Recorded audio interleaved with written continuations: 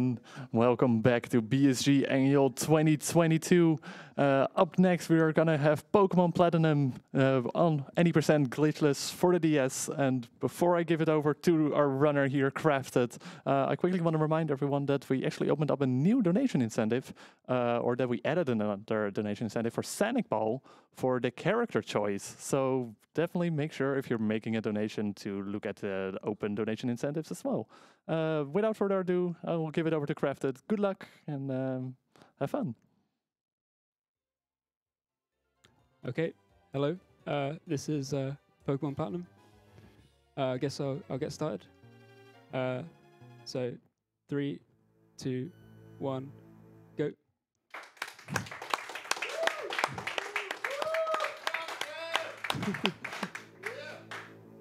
So yeah, timing starts at soft reset or game boot up, just because of how the RNG works. I just realized I didn't get my stylus out the case. Could be useful. But yeah, so this is Pokemon Platinum, Glitchless. I'm going to be using the Chimchar route, which is the best route for this game. Well, it's debatable whether Chimchar or Piplup is better, but in my opinion, Chimchar is the best. And because this is glitchless with Manips, I'm going to be using Manips. Going to be using one at the start to get a good Chimchar, and then one a bit later to get Lucky Egg Chansey. And yeah, I guess I could talk about like in this game, Piplup was used only for a long time, and then about a couple of years ago, me and a Japanese runner, Dexy, shout outs to Dexy, God Gamer, routed routed a good Chimchar route, and I beat the Piplup record with Chimchar.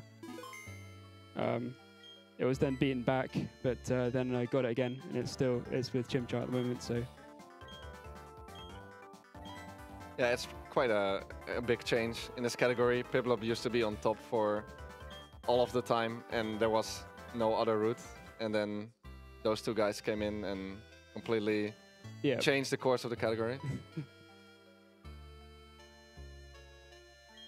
Also, normally you will hit an RNG seed at the boot up of the game, but because this is a marathon and resets would take very long if you don't get a seed, which is a one-frame trick, he will save here, and if he doesn't get the one-frame seed, he can just reboot the game from that, and it's much quicker than just doing it from the start.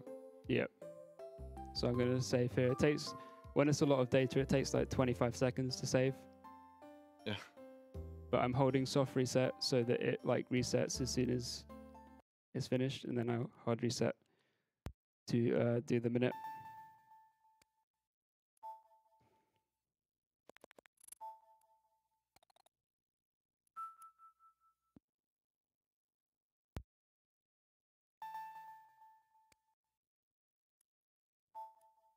So I'm using an external timer, which if you consider that cheating, then I'm sorry, Worcester.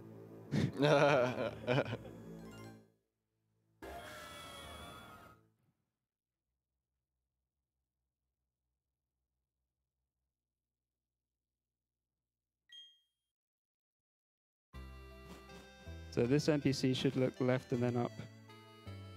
Yeah, first Easy. try. First try. Right. Yeah, so that's a one-frame trick to get, and it's a 30 FPS game, so it's not as crazy as 60 FPS, but still a one-frame trick. So. Yep. Now I've just got to not fail the movement to Chimchar, which should not be too difficult because it's just walking. And then, I'll get a good Chimchar. I'll also get Pokerus from the first rival fight, which is like a special thing on this particular seed. Okay, there we go. I got to here. Normally you get Pokerus like on, I think it's like the second trainer battle. But I made this manip specifically for the marathon to just get Pokerus immediately, so it wouldn't matter if I lost manip or whatever right after.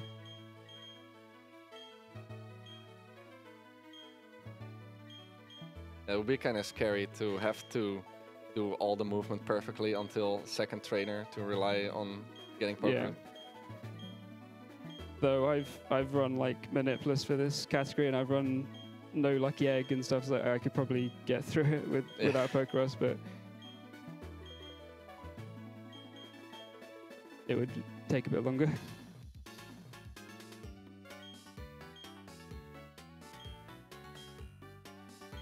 So here I'm gonna like clear the last text box with down, so it gives me an intentional turn frame.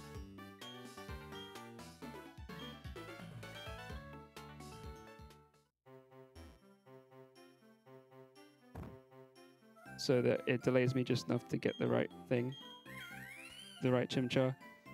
Because I guess, yeah, I should explain how RNG works. Like, basically when there's like stuff like NPCs, random stuff on the screen, the RNG will advance. But like during text, usually the RNG won't advance.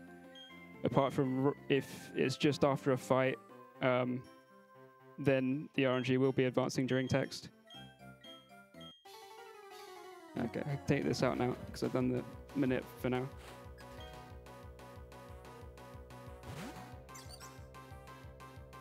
So this should have, yeah, 19 HP, good. And so battles, you can actually like manip this battle. And actually like the day before I came here, a guy in the Discord called, I don't know if it's called Mark or March, but he like told me some information I didn't know, which was that like the battle RNG for this particular fight with Chimchar and Piplup only uses the last 4 digits. So if you like, every single seed will have the same battle RNG. If that makes sense, because it only uses the last 4 digits, which is only the number of frames since booting up the game in the year. And that's because like on that fight, you can't get crits and all the moves are 100% accurate. So that actually makes it really easy to find a battle manip, but because I only found that out the day before I came here, I didn't get time to make one for the seed. But if I ever like need to make one, it'll be a lot easier than before. That's actually quite interesting. Yeah. So you made like a spreadsheet where you can just put in your fight and it will tell you like all the possible frames it's on. So here I'm gonna like re-enter. This is like part of the manip. I'm gonna like be manipulating the encounters. So I'm gonna be doing like some strange movement to do that. And like re-entering there, because like there's variants after the fight. Like I said, the RNG advances during the text boxes. You can be on different frames, but all the ones you can be on, if you re-enter and do that same movement, you always get on the same frame here, which is quite nice. And it's a good one for getting no encounters in a minute.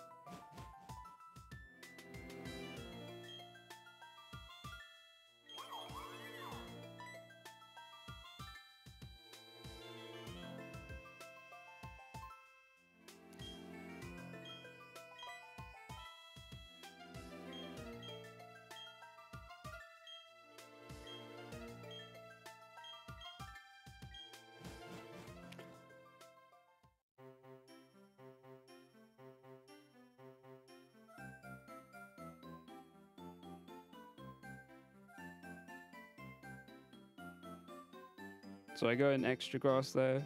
If I went in less grass, I would have got an encounter.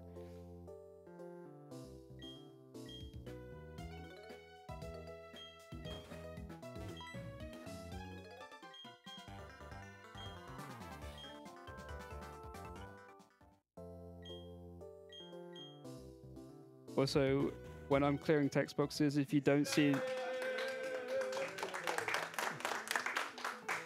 Wait, what happened? What's going on? Don't worry about it. Don't worry about it. Okay, yeah. I don't know what happened, but anyway, when I'm clearing text boxes, if there's no arrow, it means I cleared it frame perfectly.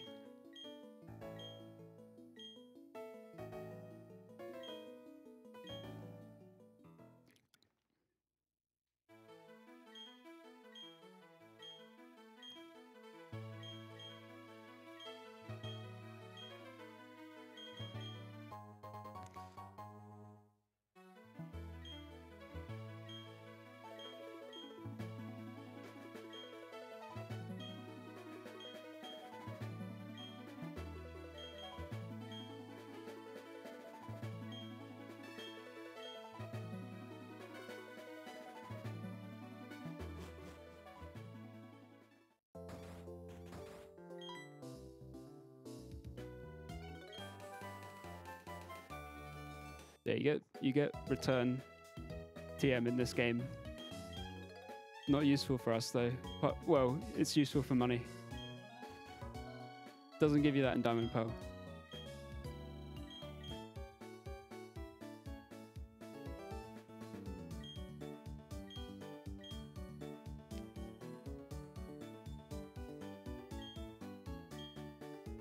There are quite some quality of life changes in Platinum compared to Diamond and Pearl as well. Yeah. The battle engine is just so much faster, for example, than it used to be. Yeah. In Diamond and Pearl. It's just a very large difference.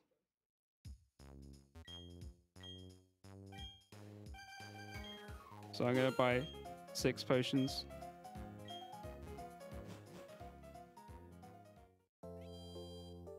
So I bonked there as I was leaving. If you bonk, you skip the turn frame. Which is like, if you're facing one direction, standing still, and you try to go a different way, it takes 3 frames extra.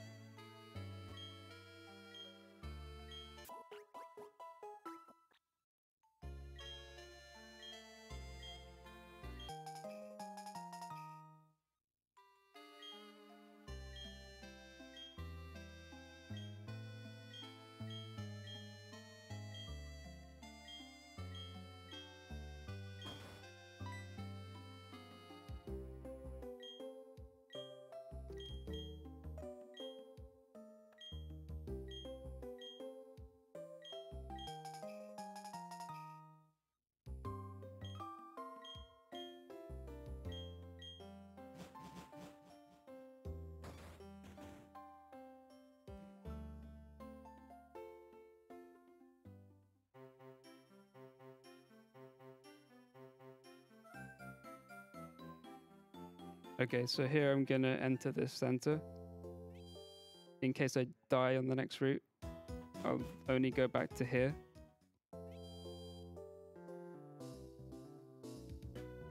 And it's also part of the manip that he routed. So if he would actually not go in the center, then the manip would not work anymore. Yeah. Because it has to be the exact same movement in the overworld as, yeah, every time.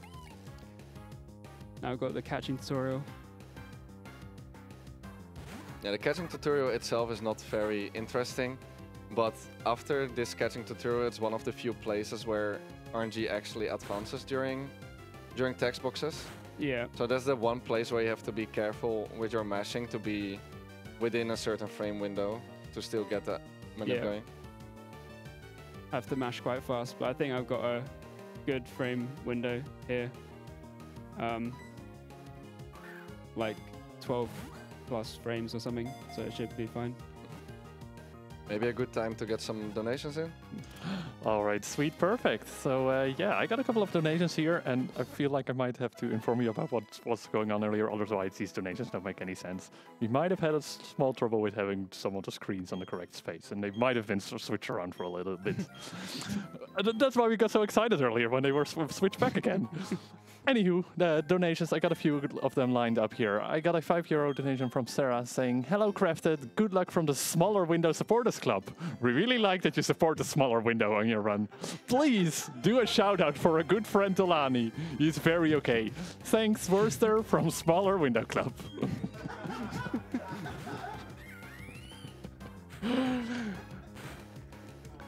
Yes. And then can I do another one, or? Yep. Yeah. All right, because I got another €5 donation from Sarah saying, "Hello, Crafted. This is Sarah Hagen from the Bottom Screen Society. Please keep fighting for making Bottom Screen big again. Your support is important for our progress. Bless the Isle of Man." Thank you so much for those donations.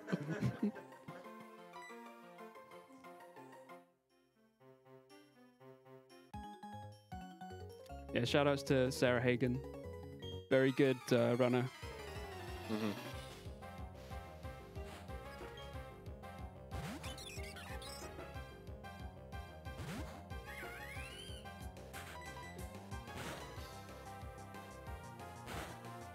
So this is the first trainer fight, and this Starly can be a bit scary. Can do a lot with the crit. Like it could, no, it couldn't kill me there, but it does like 10. Or it could have killed me there with like a crit 1 in 16 roll.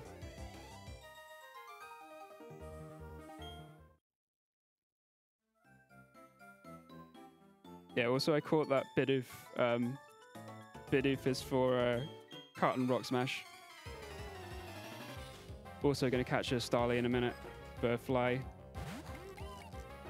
There's a lot of HMs in this game. Yeah. The main HM slave is Bibrel though, which we'll get later.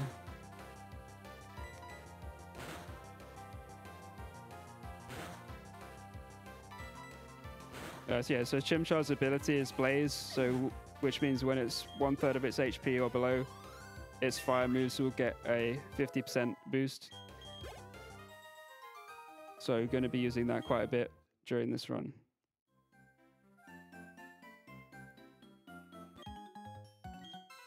So I'm talking to this trainer. Often you don't talk to trainers during manips because it can make them inconsistent if you like talk too slow. But for this, I have a large frame window to talk to him, and everything's still to work. So I do that because it saves time. You don't get the exclamation mark.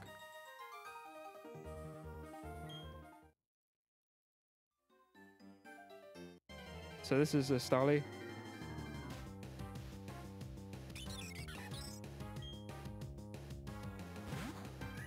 And so I have to scratch since I'm in Blaze. If I Ember, it will kill.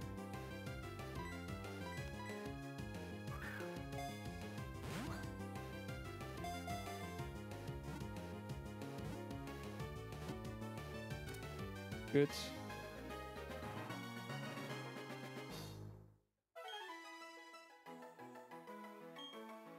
So the rest of the manip will just be manipulating no encounters up to Rourke. You can manip further, but for this seed I've just done up to Rourke.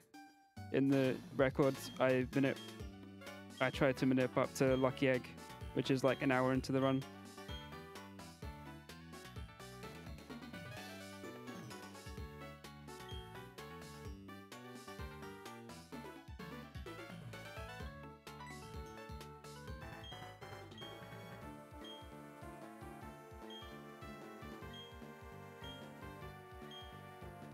And this guy is one of the new additions to Platinum that wasn't in Diamond and Pearl. Yeah. He just comes along and talks. Yeah. It's a bit annoying. But yeah, the most important stuff of the RNG manip is now done. We have a good Chimchar, we have Pokeros on it, we have got both Bidoof and Starly, and that's the most important stuff that you want for now. Yep.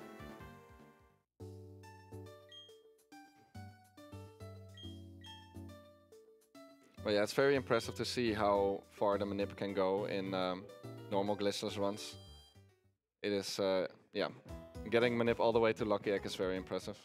Because part of it is also on the bike. So I entered the center again. So if I die, I just go back to here. I get that X attack. That's for Fantina.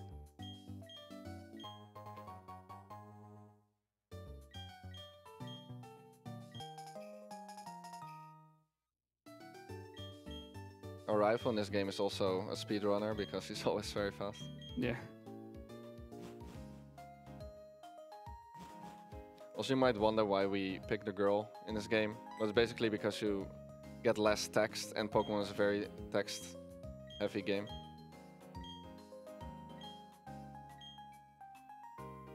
Yeah, because you get Lucas instead of Dawn as the professor's assistant who talks less. Yep. Well, this trainer is a spinner, and normally you want to avoid these. But because Chimchar needs a bit more experience than Piplup in the early game, it is useful to fight this one anyway, to get the spinner out of the way, and it gives very useful experience. Wow. Yeah, you need Monferno before Rourke, otherwise you just lose. So I have to fight a few extra trainers. So Chimchar is definitely slower than Piplup in the first split of the game. Yeah, but it will catch up a lot in the mid to late game. Yeah, literally, it catches up by Gardenia by the second gym. Yeah. By a lot. It's like 4 minutes faster at Gardenia.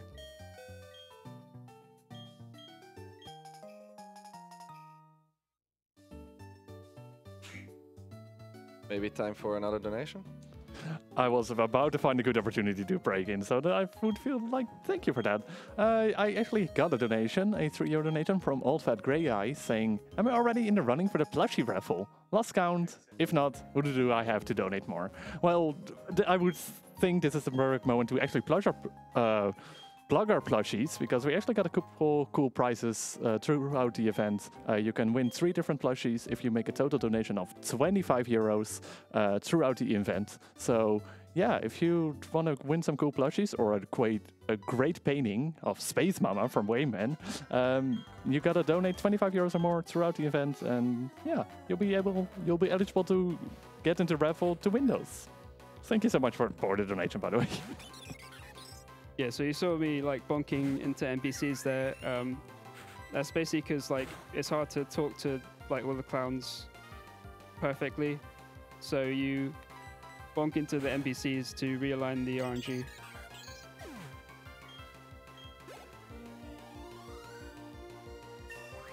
So that, yeah, the reason why we fight that spinner as one of the trainers for EXP is because gives you level 10 here, which is nice. Levels that end with 3, 5, 8, and 0 give you extra damage boost. Oh my god, okay. So level 10 is good for Piplup. All I can do here is just use Ember. It's better than Scratch because I've been growled.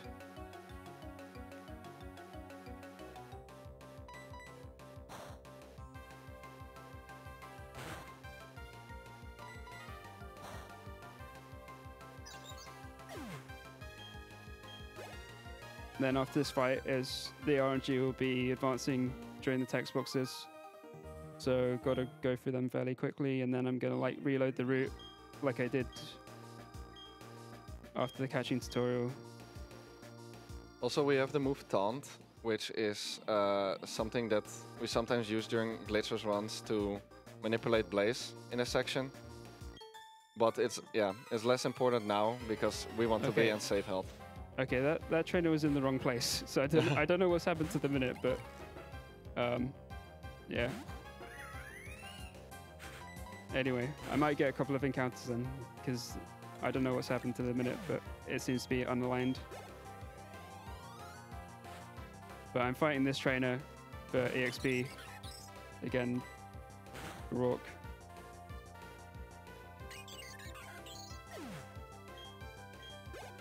Yeah, luckily the most important part of the manip is already completed. So yeah, from it's here just encounters. yeah, it's just encounters. I have to ember this. This Chimchar has slightly worse attack than the normal one. It makes like hardly any difference, but one of the few differences is I can't scratch that Badoo and save the super effective text. It's like 29 IV instead of 31, but it doesn't make much difference.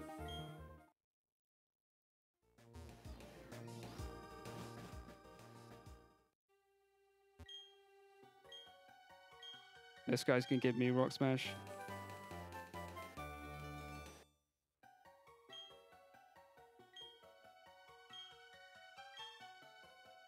So since I don't think I have Minip, I'll let this guy see me instead of going to him, so I have less tiles to get an encounter. So what are the other differences for this Chimchar from the normal one? It was like lower defense or something, right? Yeah, so it's got lower defense. Its defense is like, I think it's 15 IV instead of like high 20s or whatever the normal one is. So like stuff does a bit more damage. But it's like the best one you can get with also getting Pokerus from Rival.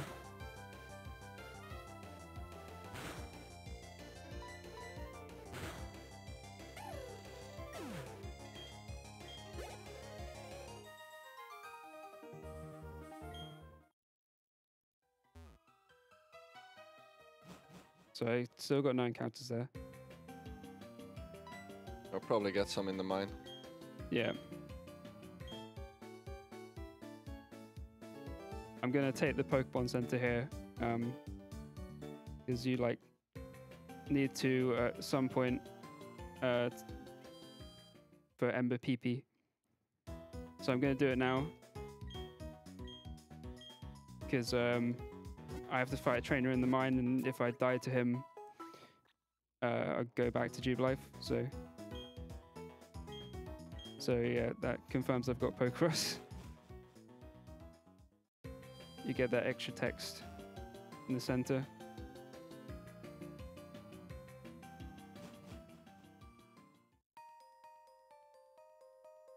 So I'm guessing I'll get like an encounter here or something. Maybe not.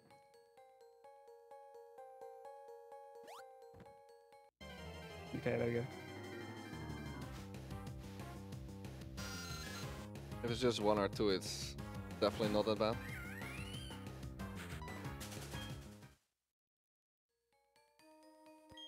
But that would be like run over a normal run. You have to... In a normal run, you got to get Manip. I mean, if you're going for world record, you got to get Manip to like at least Bibarel, which is like 55 minutes in or whatever, an hour in. Basically, you got to get it there. And every encounter also progresses the RNG by a bit, right? So it could be problematic for Lucky Egg because you don't know exactly by how much each encounter progresses. So yeah, so it could mess you up for Lucky Egg Minute on a normal run, but on this run I'm going to be doing a save and quit, so it won't affect that.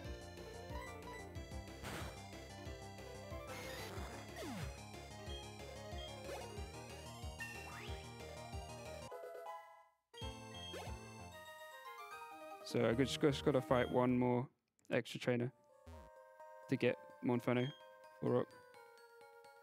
yeah, just 1 encounter it's pretty good. Yeah, this is a good seed. It's like there are encounters. There's like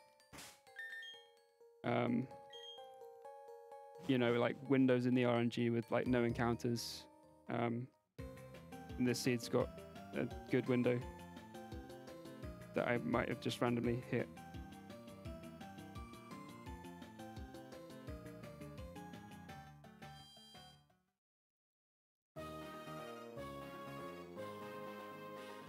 Yeah, so we gotta fight 1 more optional before we hit Monferno for Roar. Yeah. This guy's a bit scary because he's got an Onyx that does a lot of damage with Rock Throw.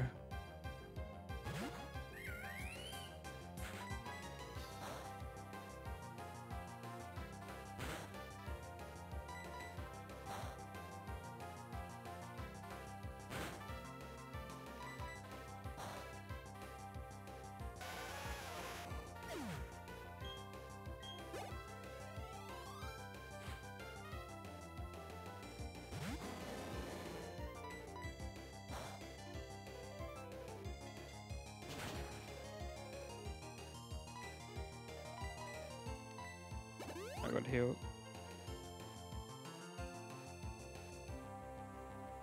Yeah, Harden is nice because we attack it with Ember anyway. Am I gonna get the 3-shot? No, it's Oh. really hard to get that. I Ah. burned though, so Yeah, that'll do. basically a 3-shot. Okay, 29 HP, 31 plus the level up. Plus the evolution, this will be fine. Health.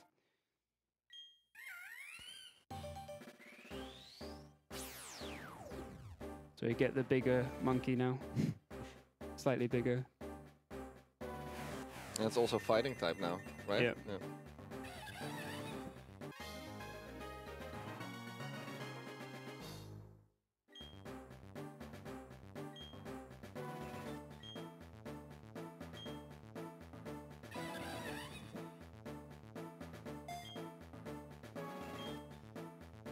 If you do like a shorter category of this game, or like one where you switch to a different Pokemon, you usually teach Rock Smash to Chimchar, because that's quite useful.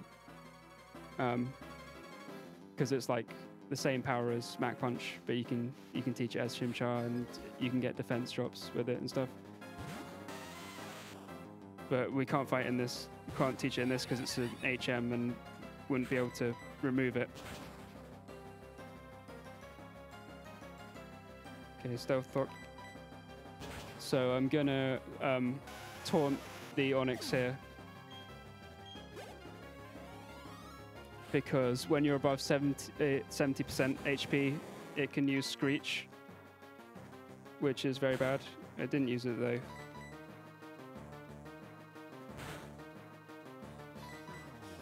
Yeah, because in this game the enemy actually has AI, which is also a change from Diamond and Pearl. In Diamond and Pearl, every trainer, even the champion, just use random moves. Yeah.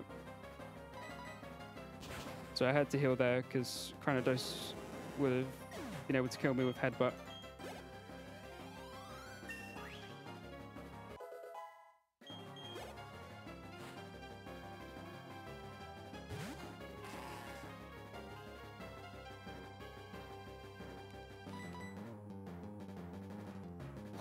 Pursuit, okay. That's fine. That would be bad, like in a run, because you want to exit here with Blaze, but it's a bit risky. So I'm happy with this HP for a marathon.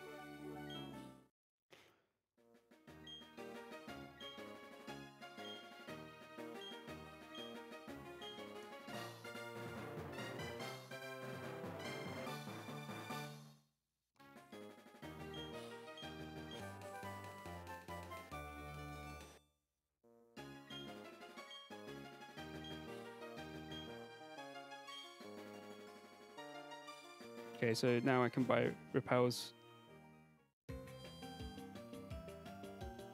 And other stuff.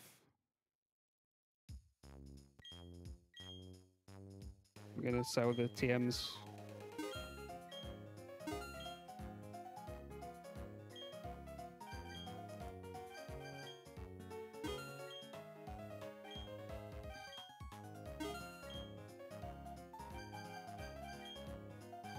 Shopping menu is like really bad in this game. It's actually annoying because it's like not bad in Japanese for some reason, but it's really laggy in English. Same with like just the bag. Like scrolling up and down in the bag is really laggy in English, but not in Japanese. Very annoying.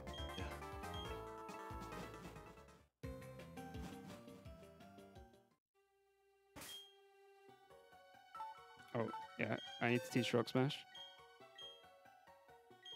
No, I need to teach it to Bidoof. This screen you have to like wait before you press right, because it's like has to like go all the way down the bottom screen before you can press right. It's easy to press it early.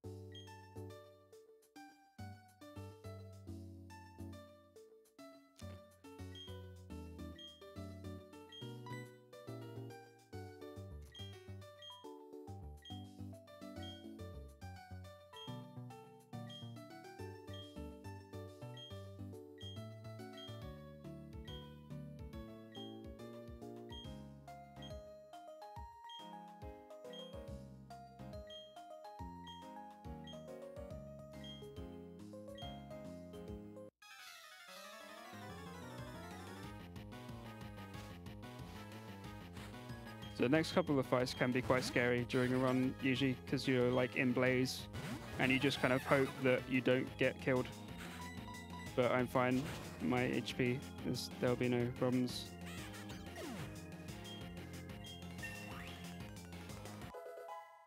Another interesting thing about Gen 4 is that, so we have Mach Punch, which is a priority move, and it has the same priority as Fake Out, which in other generations Fake Out would always go first, but in Gen 4 it has the exact same priority, so if you're faster you would just still go before Fake Out.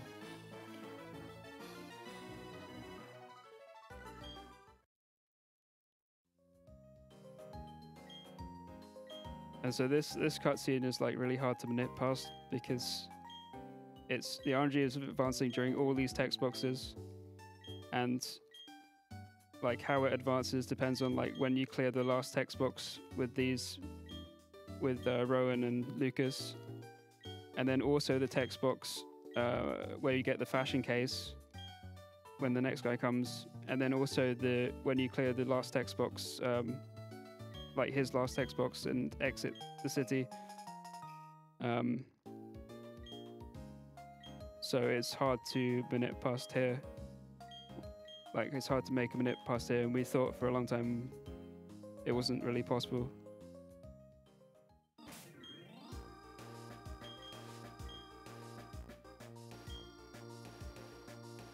Yeah.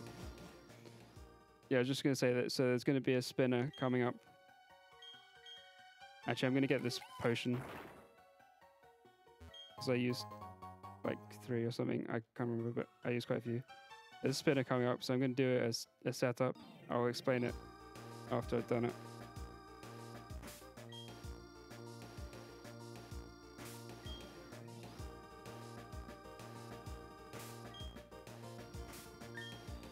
Nice. Okay, so basically, spinners, basically every 32 frames they can spin. And so what I did there was like specific movement from when she was loaded to when I paused, because you move 16 frames a tile walking. If you pause at the right time, you can guarantee a pass. So I did specific movement from when I loaded her to when I paused. So if she was facing away, it would be a guaranteed pass. She wasn't facing away, so I had to wait for her. And then what I did was I did 2 turn frames when she span away, which combined with my reaction time when I pause will mean it will be at the start of the next cycle. So if she's still facing away, it will be a guaranteed pass, but she span back again, which is 1 in 8. So I had to wait again and do that again. And then for the second pass, I just like did specific movement and paused based on the first pass to guarantee the second pass. But yeah, you'll see quite a few spinner setups in this run. And it's not something that we've always done in this game. Like for the longest time, people would just like risk the pass when a spinner was looking away. Yeah. But yeah, it's a very likely chance that you get at least hit by a couple of spinners each run if you do that. Yeah, there's a lot of spinners in this run, so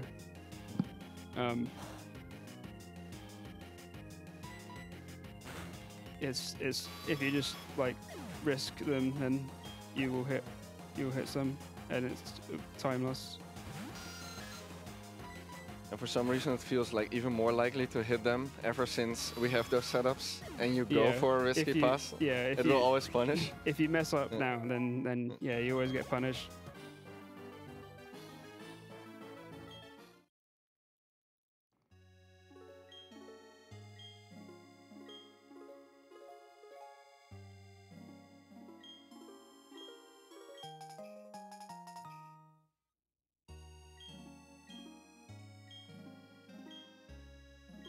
This guy gives you 10 honey, which is actually very useful for the next manip.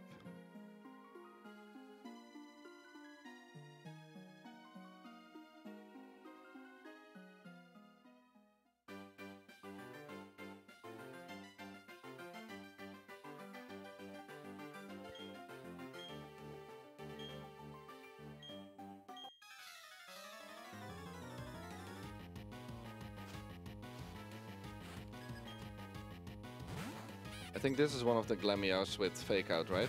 Yeah. So yeah, with Piplup, every fight on this split is terrible. Is like awful. But with Chimchar, it's all easy. Like, even though Chimchar's like a few minutes behind at Rourke, it makes it all back like up to this split.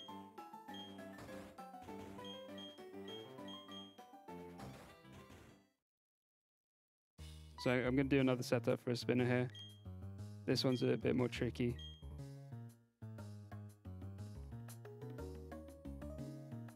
Oh, I didn't pause in time there.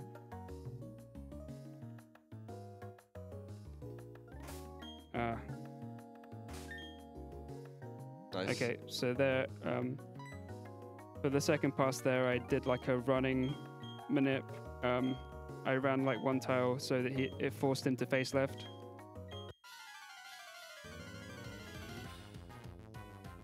But yeah, you notice when I messed up there, I didn't risk it still. I played it safely. Because hitting a spinner is much slower than just going safely. Toxic is annoying. I'm just gonna heal that now.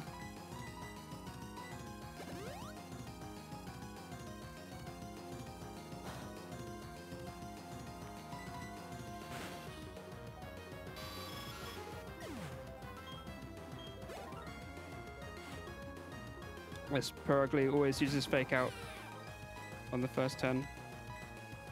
And it outspeeds, so we can't Mac punch and avoid it.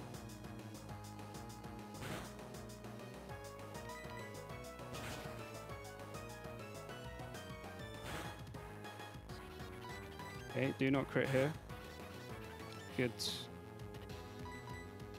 I did enter the Florimo center in case I like died here or something, or died to the next fight.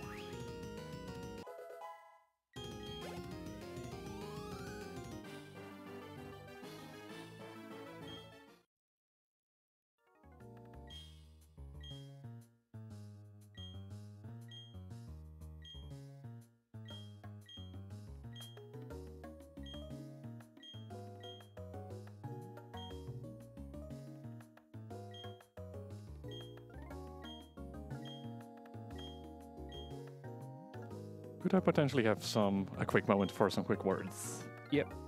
All right, cool. I'd like to remind everyone that we are the Benelux Speedrunner Gathering. We organize bi-monthly gatherings in the Benelux for speedrunners. We're currently streaming our annual event live from Hostel Asteria in Van Rij, the Netherlands. We're raising money for Mind, which is a nationwide organization committed to prevent mental health issues and to support everyone who's dealing with mental issues themselves or within their family. All reader donations will go to Mind.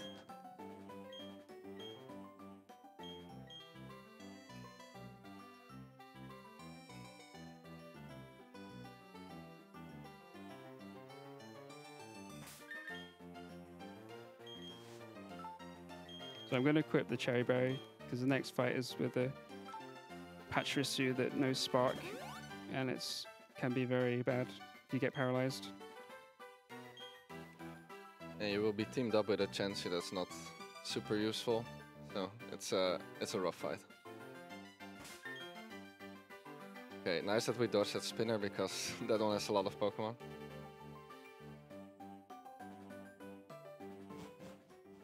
But yeah, so for that spinner I did like one step and then pause. It's like the same as doing 2 turn frames. It's just like another method.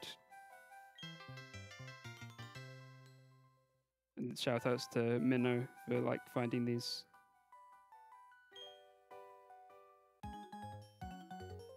So yeah, this fight can be annoying.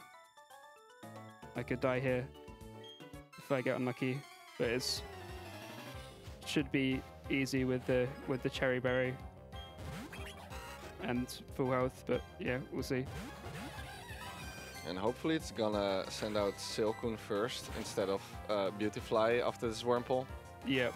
Because then the Beautifly will be guaranteed with Flame Wheel on level 19. Yeah. It's nice that we didn't get targeted here. And Chansey hits Egg Bomb, which is also pretty impressive.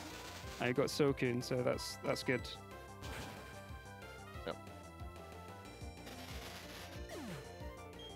So yeah, if you don't get, if Beautifly came out there, I would have to Ember it, and it wouldn't die.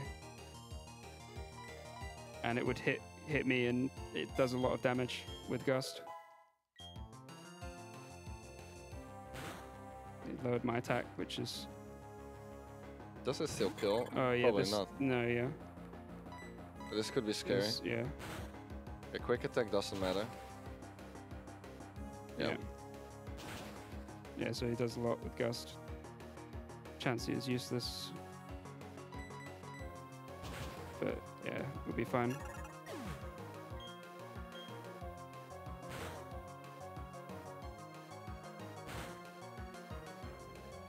So Ember will be better than Flame Wheel. Okay. One more Air Bomb. Yeah. Wow. Good job, Chansey.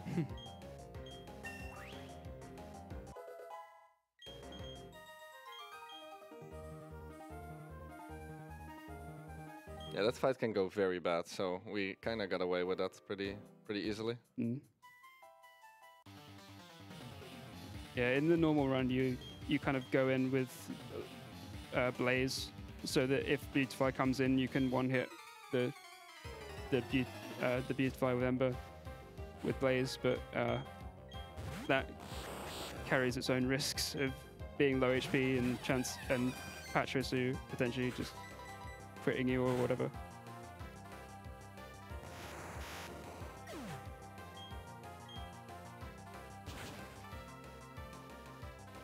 Yeah, here we would actually prefer if the Abra would target us, because it's super effective on Chansey, and it brings a lot of extra. It brings an extra text box, and we are getting healed after the fight anyway, so it wouldn't have mattered if they just attack us.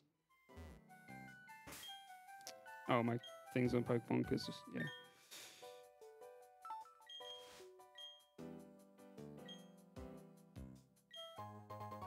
Netball, that's for catching Bibarel. You can sometimes see a little bit of lag when you go through the grass, and that's like spots where you would normally get an encounter if the repel wasn't on.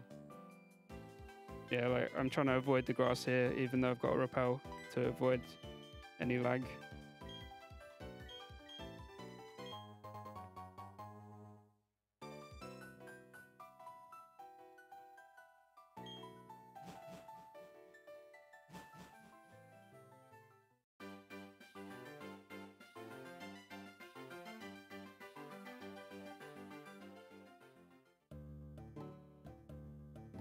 Now for the second gym, which is luckily grass type, which is absolutely free for Monferno.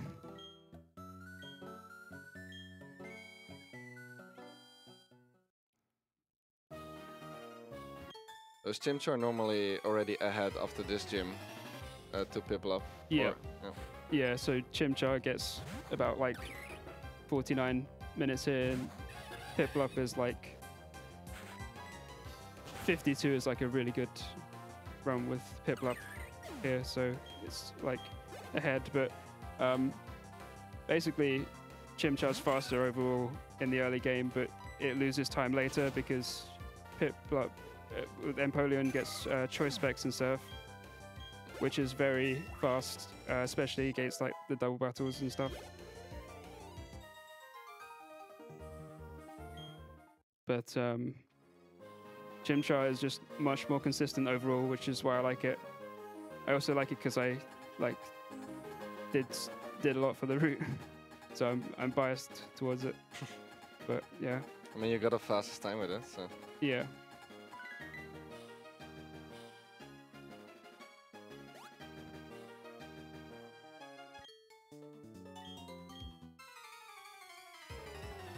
But yeah, it's still hard to say which route would actually be the fastest. Yeah, I think Piplup is probably faster. Like, don't admit it. It's hard to admit, but like, the problem is with Piplup, there's like 7 fights or something in the early game that can just kill you easily. So it's just like playing the lottery with like getting past the early game. It's not very fun. Whereas Chimchar, to get a good start, you have to execute the manip well, like get the manip very far. So it's like more execution. And the fights aren't too difficult.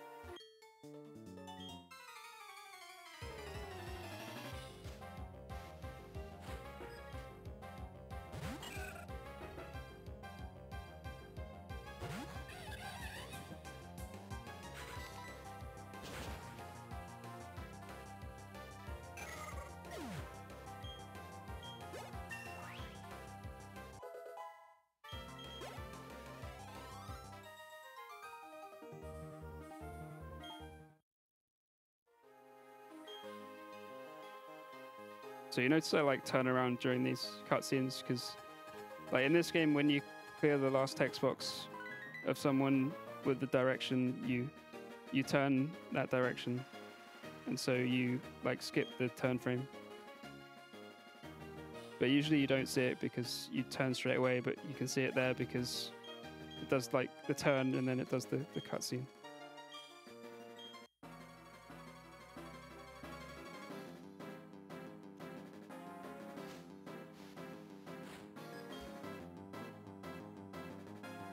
So this fight's pretty easy.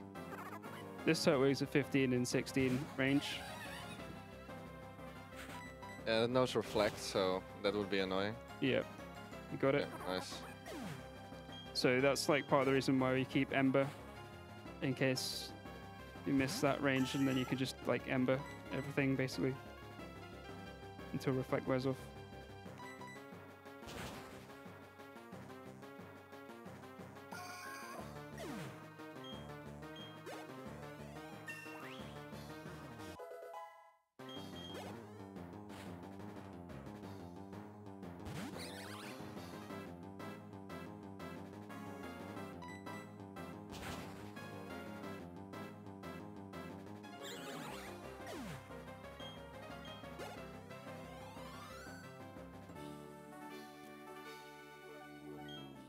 So that's 2 gyms done.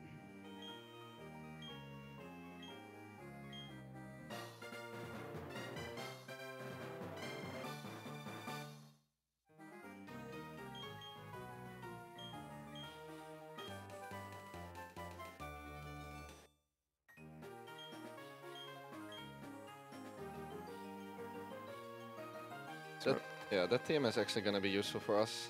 Grassnot is a good move for Infernape as well. Yeah.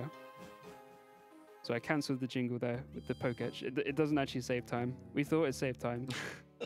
The guy called _Poi said it saved time, but I don't think it does. But shout out to _Poi because he's a legend.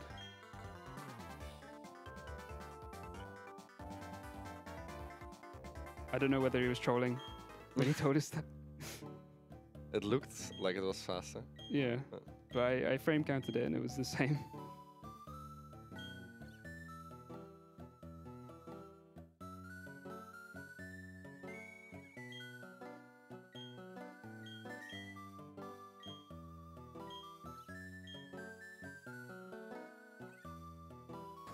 I'm going to go to the herb shop here.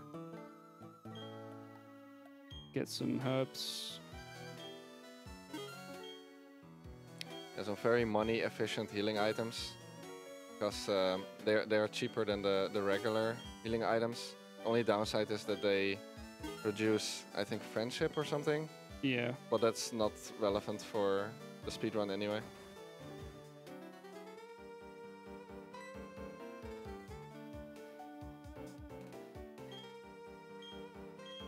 Got a random NPC here. Yeah. I'm sure she won't show up later.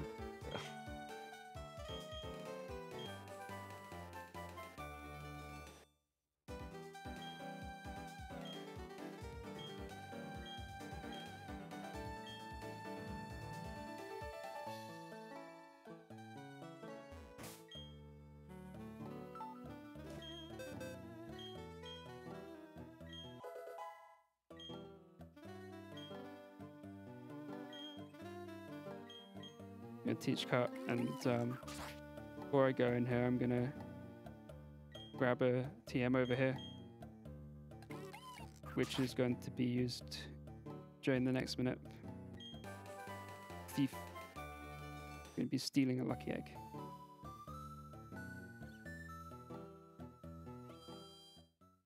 And so we use a lot of stuff to power up this Chimchar, the Pokeros, helping with the EVs, and Lucky Egg is gonna help with getting more experience in.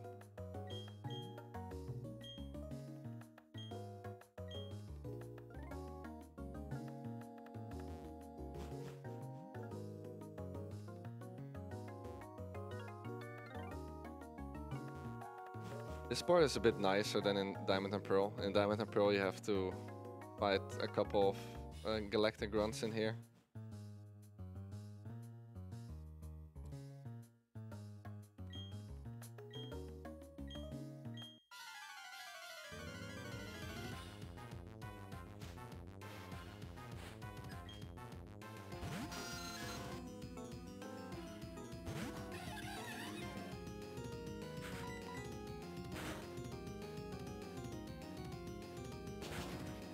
Zubat does a lot. Wing attack.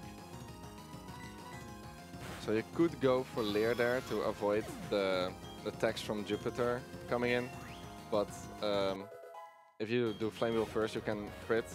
Yeah. So it's kind of a trade-off. Also, you get the text here anyway. I would get it here anyway. Oh, yeah. But it is faster. Leer is like faster animation. Oh, nice. Wow. Okay. Easy fight. Yeah, the Skuntank also has Smokescreen, I believe. So Yeah. it could be a very annoying fight.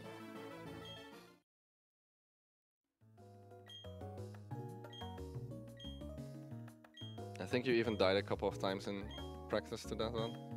Yeah. Or I like switched like to get rid of the smoke screen. Yeah. But it's not actually too bad if you die there because you have a revival herb you can use. But you'd rather save that for later.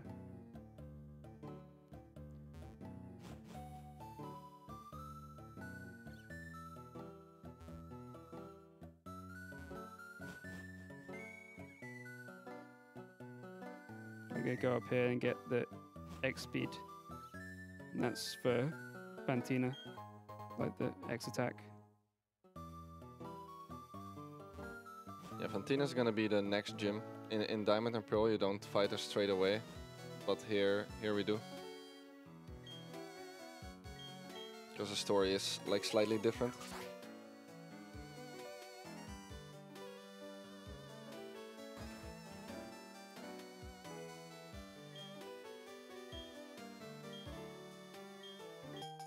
So you have to get the Explorer kit here, otherwise you can't leave.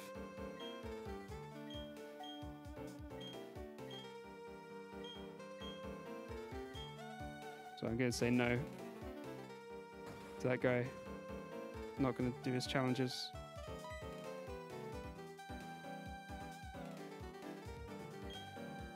Oh yeah, you get an egg here. But I will be depositing that as soon as it's convenient, so that it doesn't hatch. And then, yeah, I'll get in the bike here.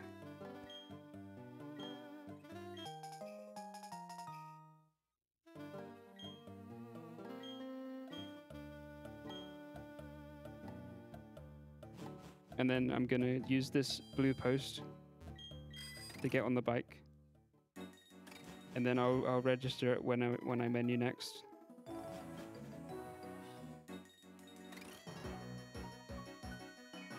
Yeah, you will see Crafted changing gears a lot, because in the fastest gear you actually have a pretty slow startup time. So if you start in the slower gear first and then ramp up to the faster gear, it's a little bit faster. I'm actually gonna wait because I bonked there. I was probably gonna be fine, but. So yeah, on the bike you can just react to spinners. Oh, Oh yeah, I don't have that. Okay. Okay, this is a bit bad, but we got through.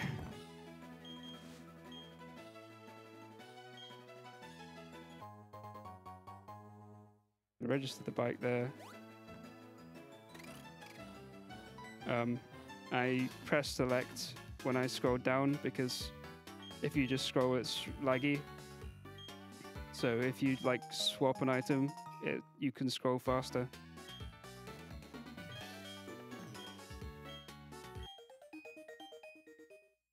Yeah, I used the repel in a specific spot there because I wanted to run out right before a spinner after this cave. That's a free pause buffer.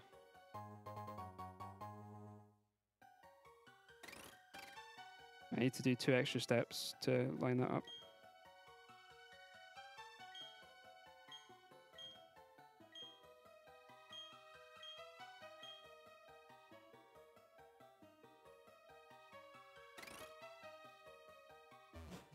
Okay. Yeah, see.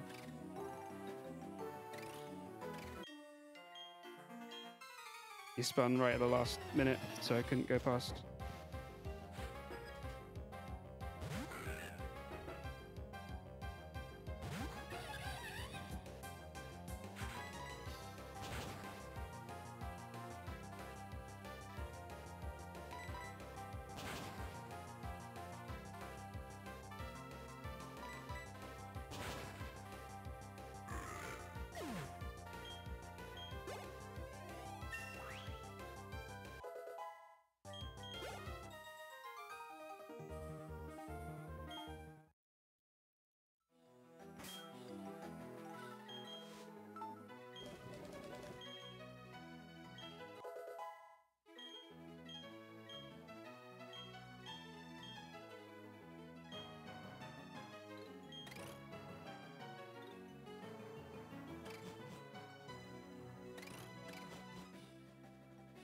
In a normal run, you actually catch Bibarel in the grass there if you get the manip all the way till that point. Yeah, but don't want to look for it there usually because it's only 20%.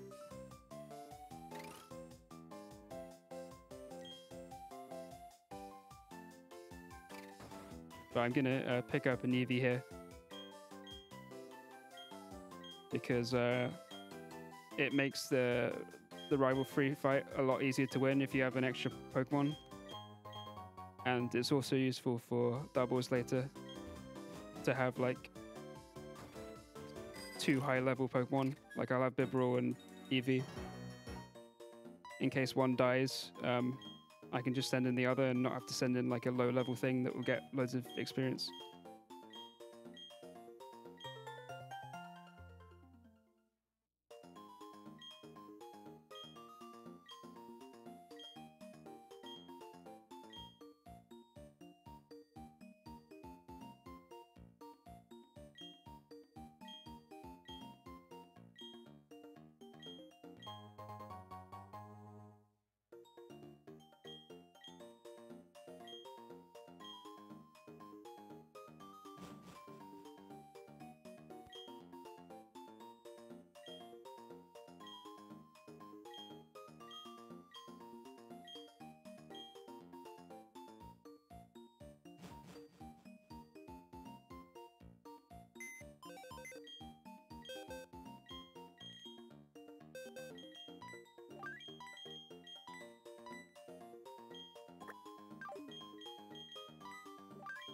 Is this potentially a moment where I can have a few more words?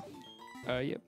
All right, cool. I want to give a quick thanks to ESA for supporting the event and for allowing us to stream on their channel.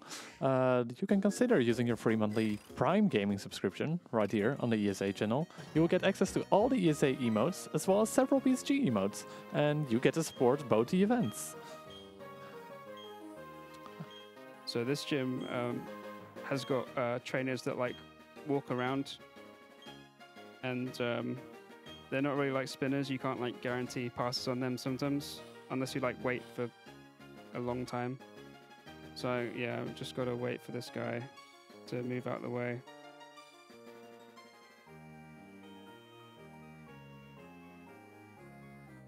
Okay. That's close.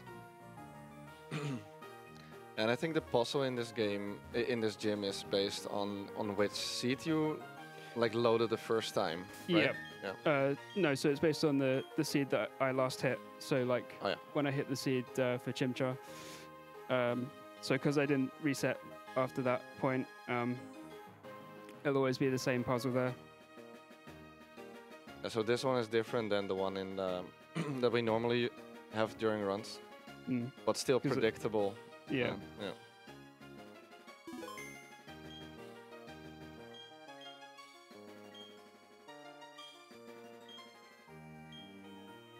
I think this one is actually better, maybe, because you don't have to go near the trainer on the right.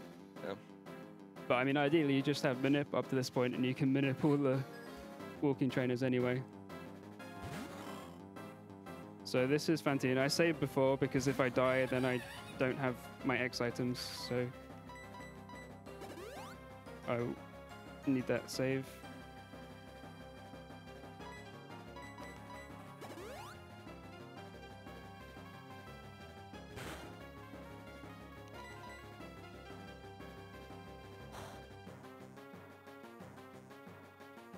Okay, that was a nice fail.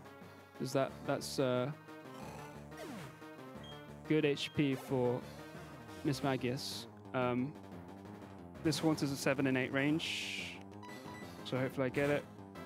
But I basically, yeah, okay, good. For Miss Magius, I want to be guaranteed that it's going to hit me into Blaze, but not kill me, and it is right now. It's a bit scary because the Psybeam can confuse you. Yeah. Oh. That's a bit slow Yeah. and annoying. Don't confuse me. Nice. Okay.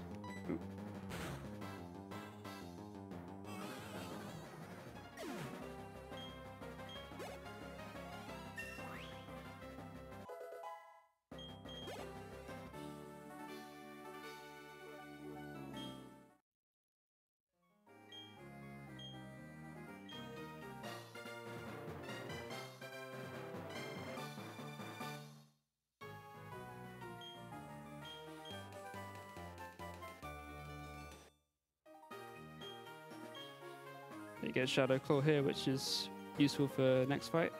So I'll teach that in a minute.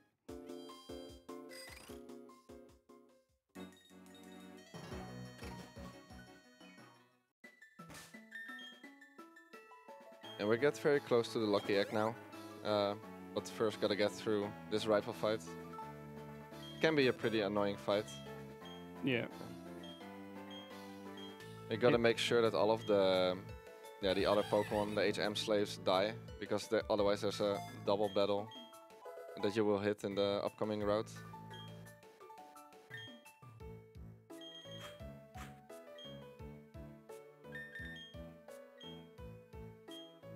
I'm gonna save because on this fight you have to like revive usually at least once. So if I like wipe to this fight, I won't have the revives if I go back. And it's unlikely I'll actually like wipe, but this fight, if I didn't have Eevee, this fight would be very difficult because I can't 2-hit the Prinplup even at -1, like when after I use Leer. So yeah, I send in Bidoof first to take the Intimidate, and then this double team, so hopefully I hit. Good, okay. Very high chance of winning now then.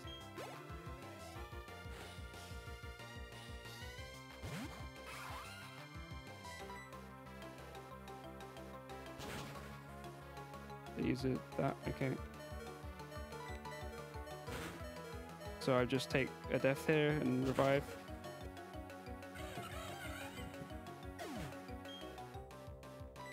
And what I'll do is I'll use tackle with EV. Forgot what slot it was in, but okay. Okay, I'll use that again actually, just as it growled. Oh, it crit me. Well, okay.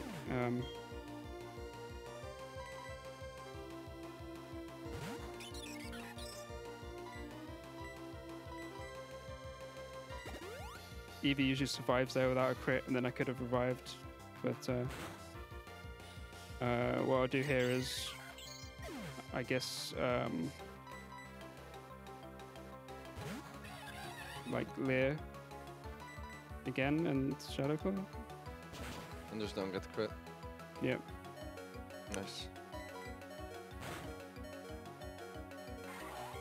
Because I didn't want to use Shadow Claw straight away, because it could put it into Torrent if it well, it would put it into Torrent if it didn't kill. I'm just going to heal here. Because I am going to need to heal anyway, I don't want to just risk a crit or anything at this point.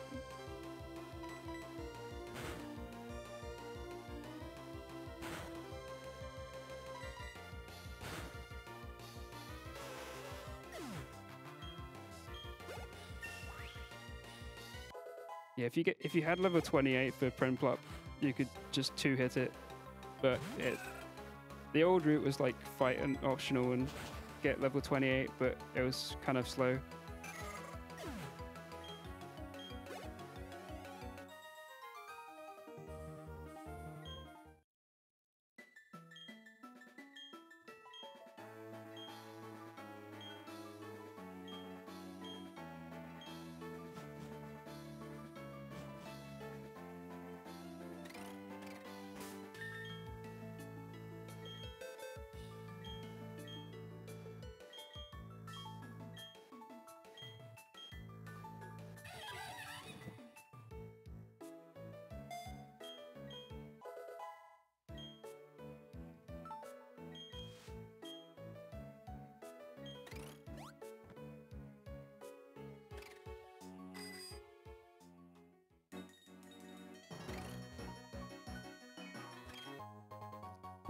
Those joggers can only see you in the morning. And it's 10. So they can't. Okay, so time for the Lucky Egg Minute.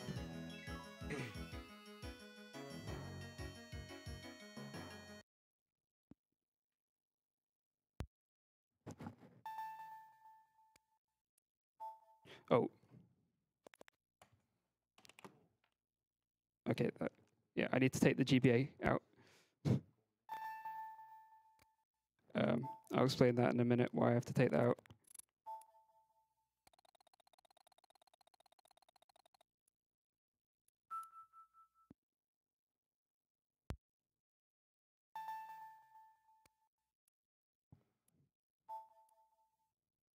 So this is a 5-frame window. So I should not miss this. I mean, I got the 1 frame first try, so should hit 5 frame.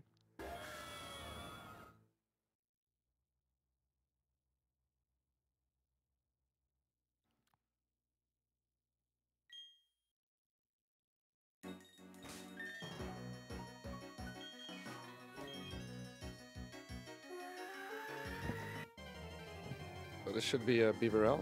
Yep. Level 19 now. Okay.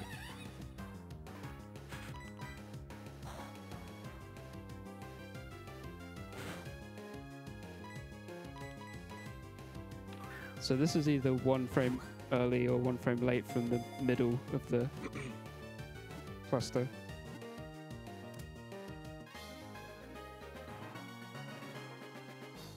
So once he knows which Beaverell he hits, he knows how far away in the RNG basically the Chansey with the Lucky Egg is.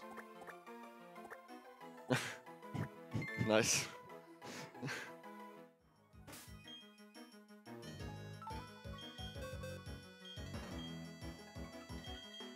Okay, item, so it should have 64 HP, yep, good.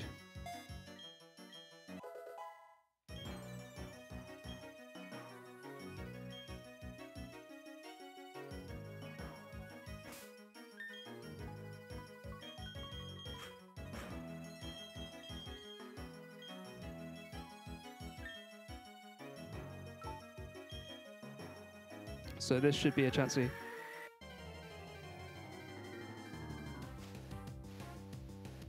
Yep, good. Nice.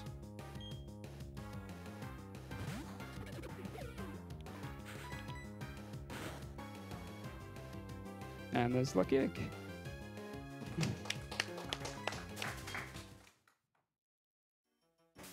This was a rather quick manip too. Like for some manips on the normal route, you would have to turn frame a lot of times, but this one looked rather quick. Yeah.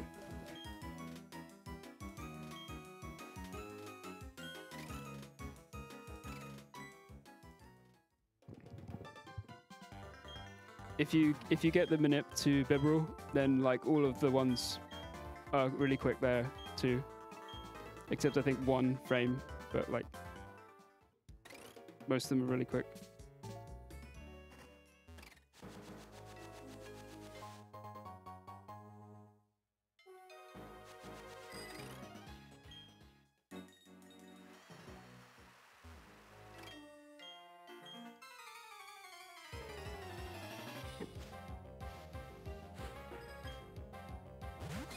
But yeah, there's rain on this route, which is not very nice for Chimchar. Yeah.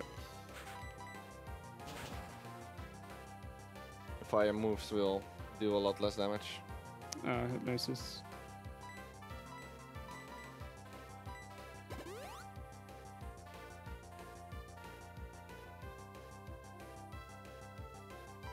Can Mac punch that, I guess.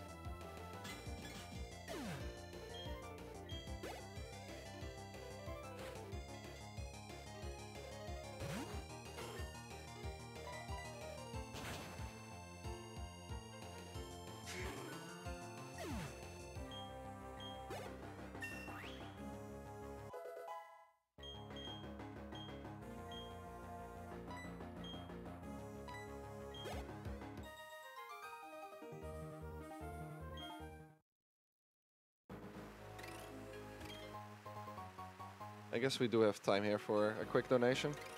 Wonderful, wonderful. I do have one lined up. I got €3 from Sleepy Floods saying, "Hi, Crafted and Araya. I'm going to bed forever. Good night, Floods." Thanks so much for the donation, Floods.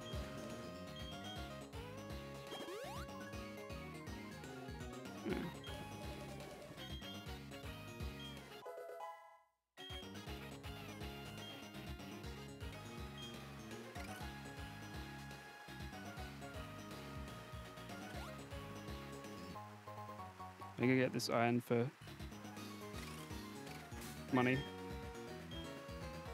I'm gonna save before this fight. It's pretty unlikely to die, but just safety. I mean, if I die, I can revive, but then I can still die again. So.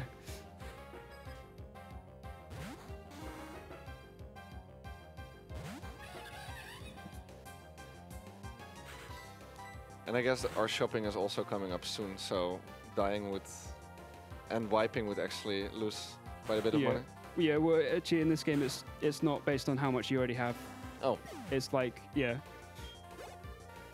It's just like... I think it's not... I don't know if it's based on actually, but it's like not like half your money or anything. 1 HP, nice. Yeah, easy. Not even sweating. Yeah.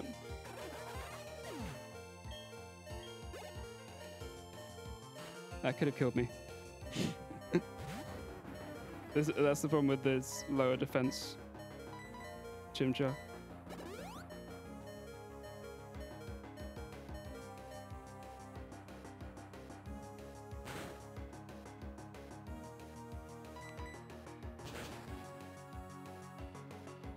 Crits. Nice. Wow, nice. The Drifblim does a lot of damage, so it's very nice to quit that one. Claw has a little bit of an increased crit rate. Instead of the normal 1 in 16, it's a 1 in 8 for this one.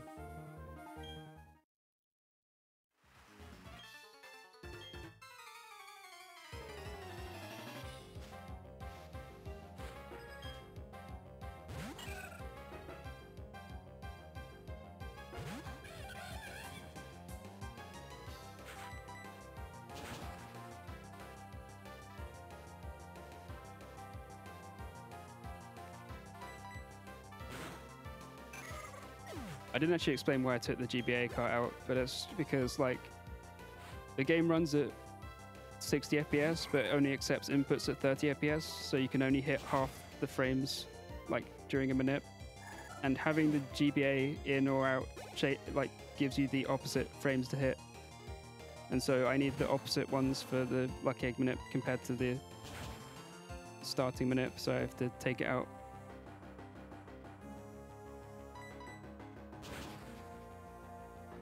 Nice crit.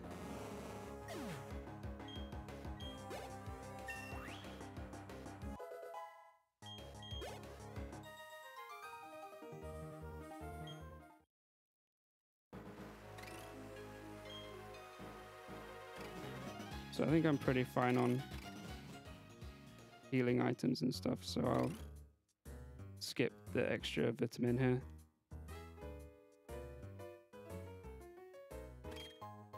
I'll still buy a couple of healing items, but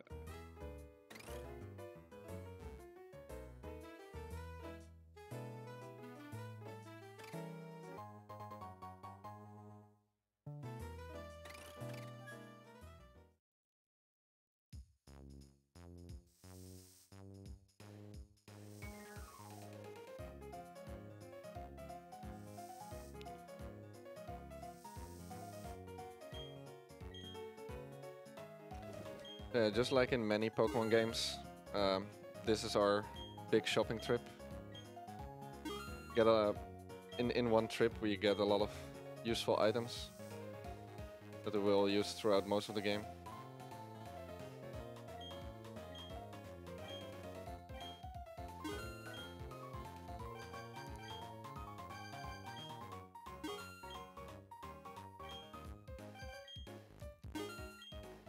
wonderful.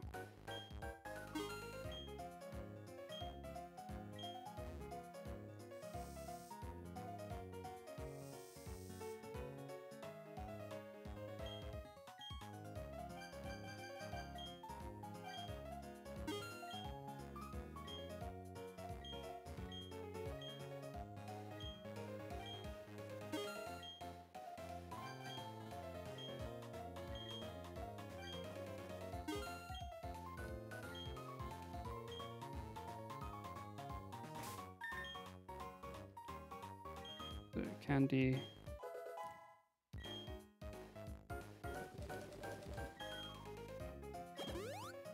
I want to be a specific HP for Maylene.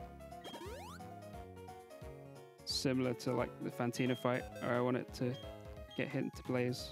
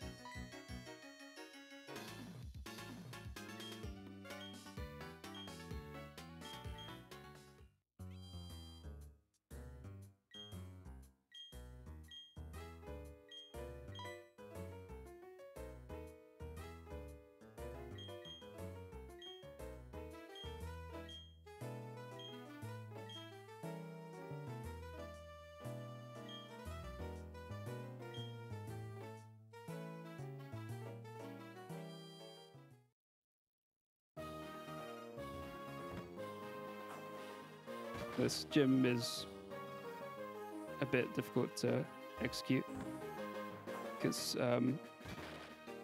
yeah, like pushing these and then like timing when you get like back control after they like stop moving is a bit difficult. And if you make a wrong bonk into one of those things, then you are, I don't know, you lose a couple of seconds. Yep. And if you push one the wrong way, you lose even more.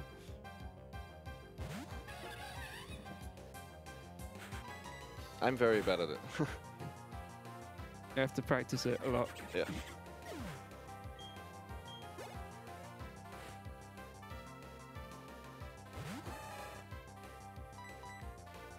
So yeah, I taught Fire Blast, which is 85% accurate, but very powerful. Mm-hmm. but it will be 100% after an X accuracy. So you saw me buy a few of them for various fights.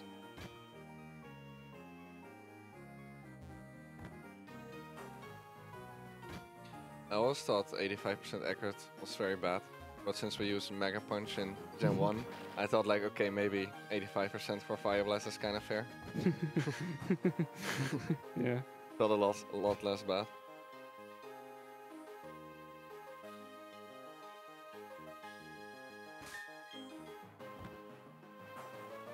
No spinners hit yet so far. Yep, should be none for the whole run. Unless I make a mistake.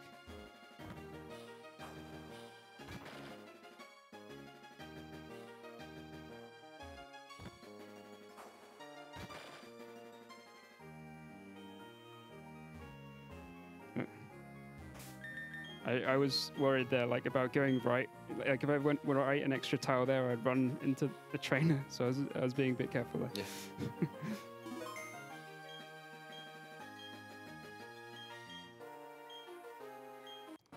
So Melee's pretty simple. It's just saving in case of like a crit or something.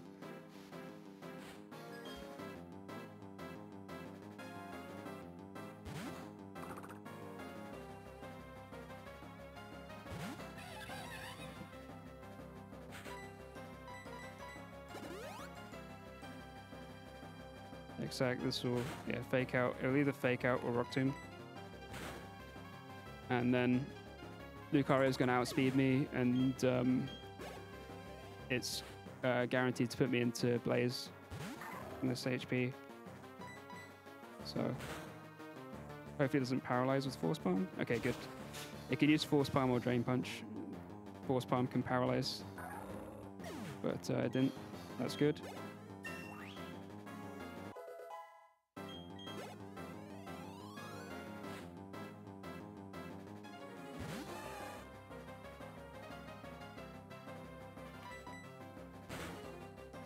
Yeah, Fire Blast is guaranteed after the exec.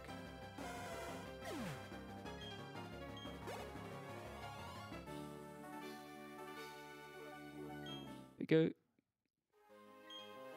4 badges. It's 4 badges? Yeah, 4 badges. Yep.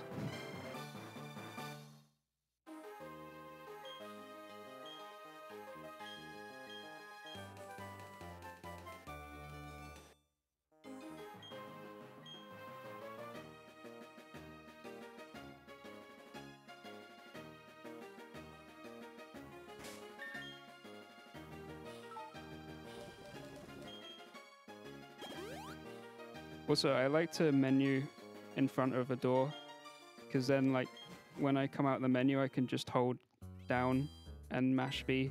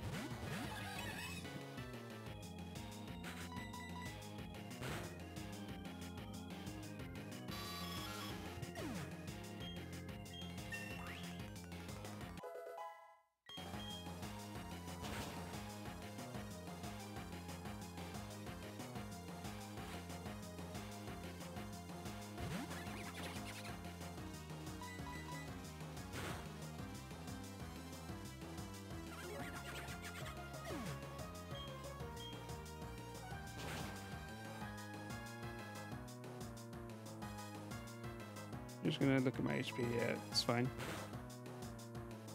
I want to be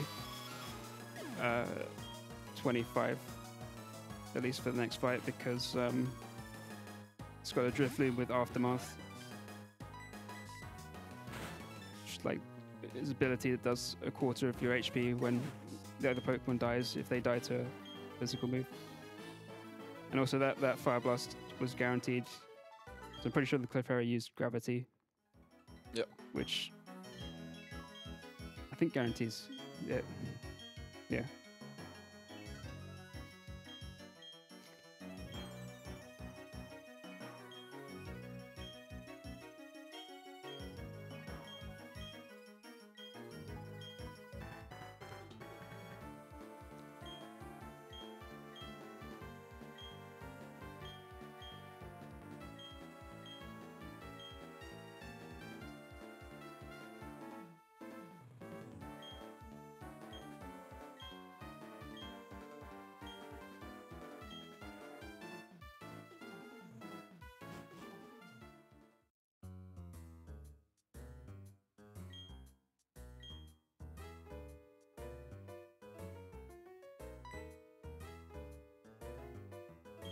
So here, in this game, you get like really shown where fly is. In Yeah. Diamond and Pearl, you just have to like know to go in here and get it. They do hold your hand a bit more in this game.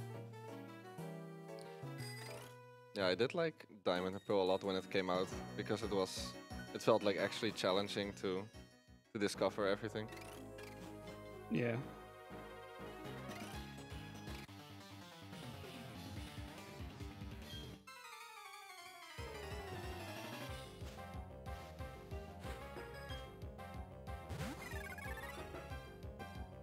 This would be the last fight as Monferno.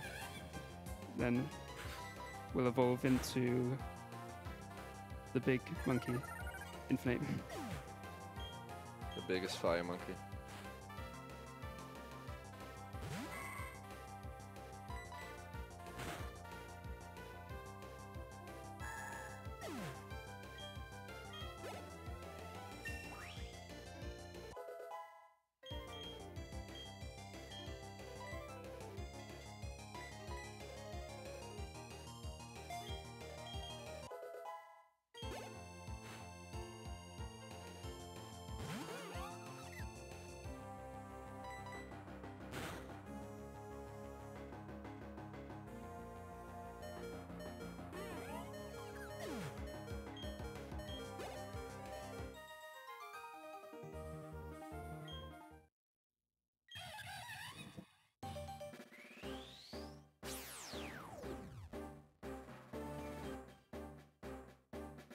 So you already taught close combat, right?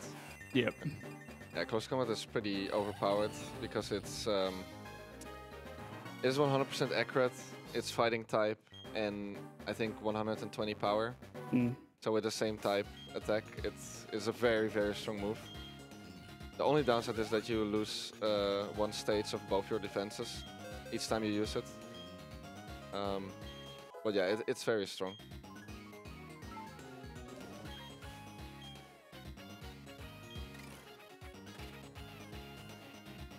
Tricky movement here. Yeah. Messed up a bit, but didn't hit a trainer. That's good enough.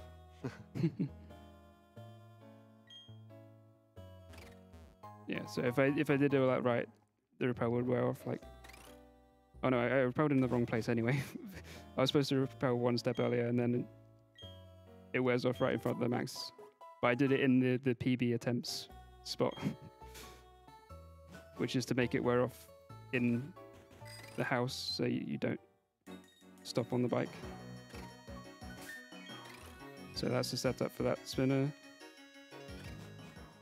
So we don't have a repel for that grass, but every first few tells of a new route are only 1% encounters, I believe. So it's still quite rare to get an encounter there.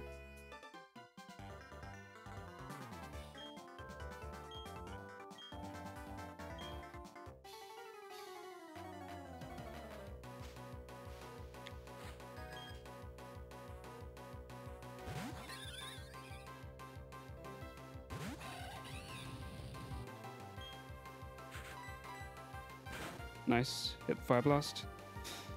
This, it uses double team usually if you miss, so it's very good to hit.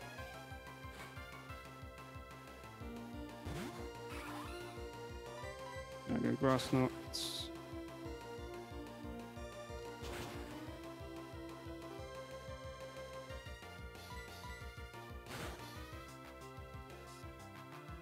Oh my god, I missed the range here. How good is that range? I think it's like 98% or so. Wow. I can't remember exactly, but it's very likely. So that's our first unintentional death, basically. Yeah. Not bad this far in the game, honestly.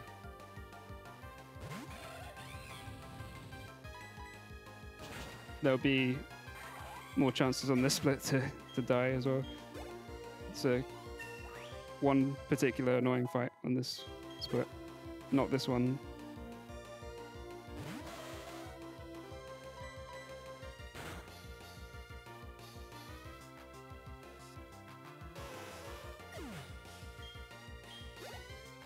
So because of the good AI in this game, the fights like this can be a bit rough, because if you just miss a range like that, it will just finish you with Bubble Beam no matter what. Which in Diamond and Pearl in that same situation would not always happen. But Yeah. at the same time, good AI can also be good for us, because it makes it a lot more predictable what the opponent will do, and basically play into that. Yeah. So I know he's always going to use Bubble Beam. And usually you can like get close to Blaze and then usually fight that Bibarel trainer first and hope that it hits you into Blaze for the next fight. But because I'm a bit higher because of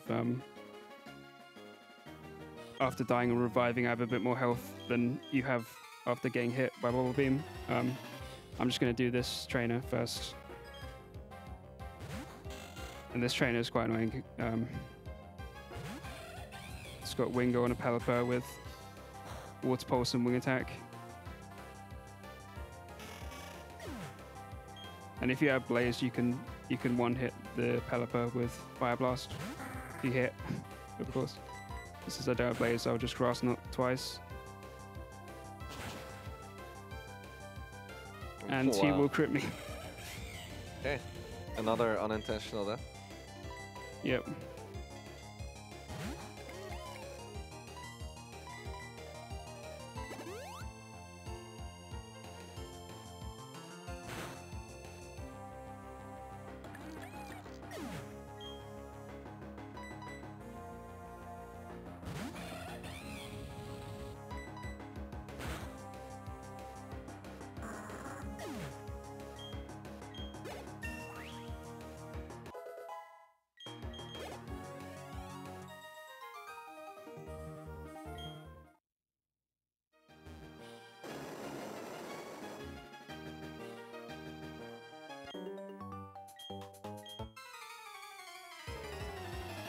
And if he hadn't crit me, I would have Blaze for this fight, and I could Fire Blast, kill this. But it's a decent range actually, at level 38, I think, with Grass Knot. No, I didn't get it. Close.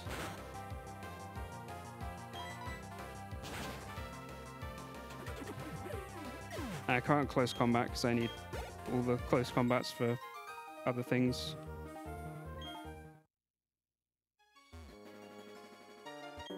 There's not as many ethers as in Diamond and Pearl in Platinum.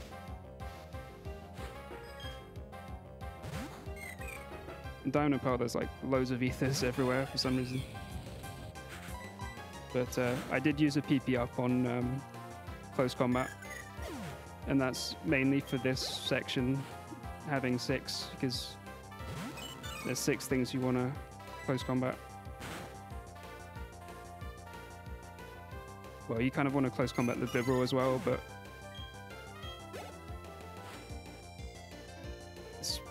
you just can't get enough ethers, basically. Well, you can, but it's slow to get the next fastest ether.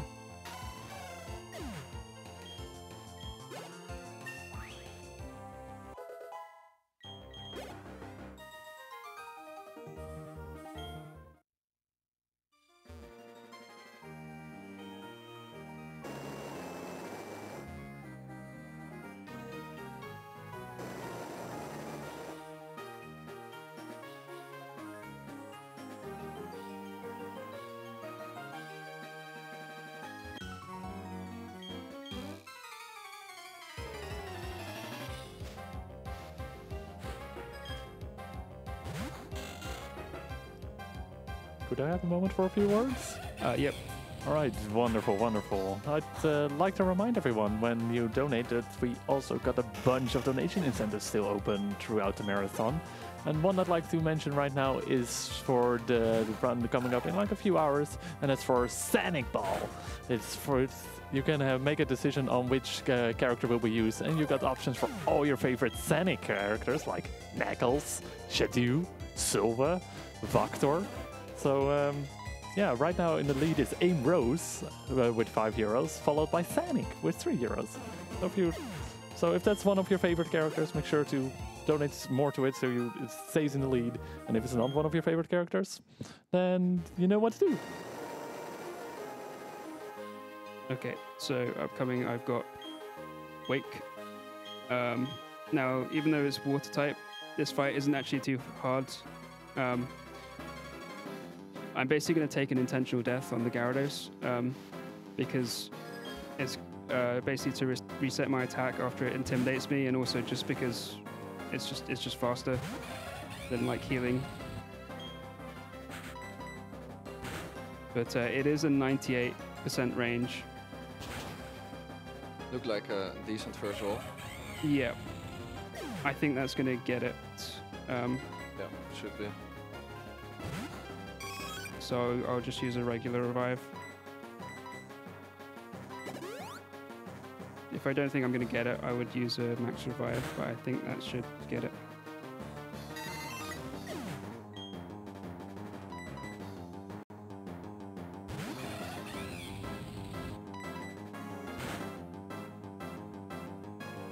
Okay, good. And then, yeah, after the revive, I've got my attack back, and I've got enough HP that I don't die to an Aqua Jet from Floatzel. So this fight is actually very easy as long as you hit that 98%.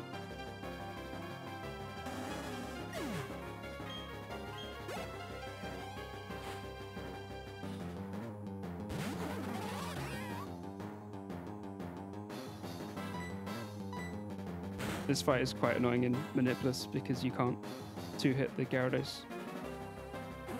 You can only two-hit that Gyarados because of Pokeros. If you didn't have Pokeros, you couldn't two-hit it like that.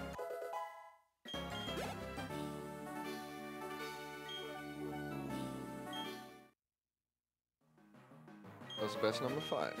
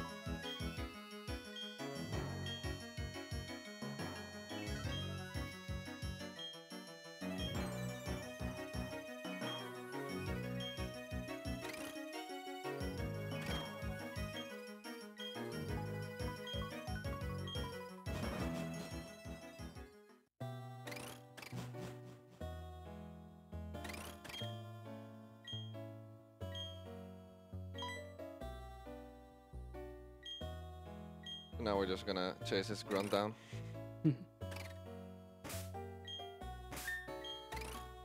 Another spinner setup.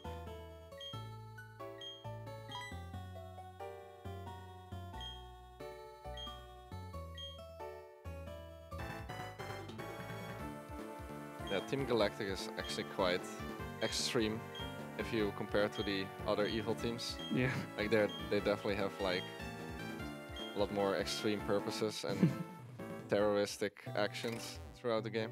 Yeah.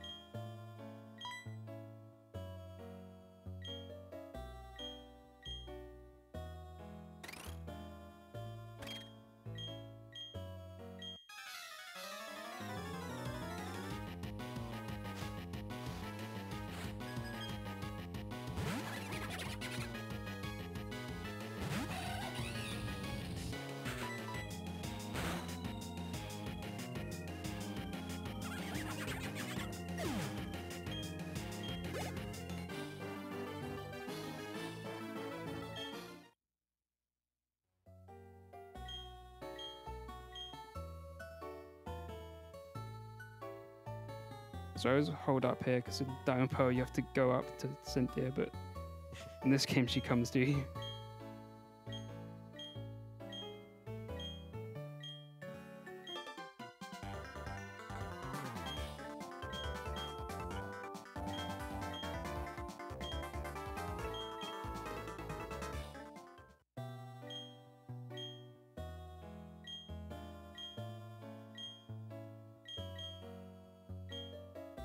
Doesn't matter if you say yes or no there. No, it's like a couple of frames difference, so I just mash A and B.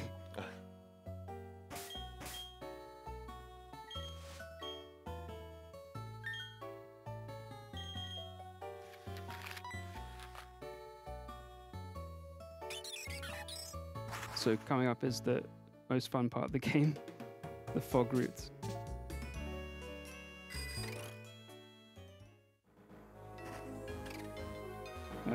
Get off. And I believe in Diamond and Pearl we would get defog for that. Yep. But here it's in a place harder to reach. Yeah. So we don't get it. Diamond and Pearl is just inside the Great Marsh, so it's pretty quick to get, but in this it's in Salesian Ruins, so it takes too long to get. So we just have to hit in the fog. Yeah. And we will use an accuracy in some fights, but even that will not guarantee to hit the moves. Yeah.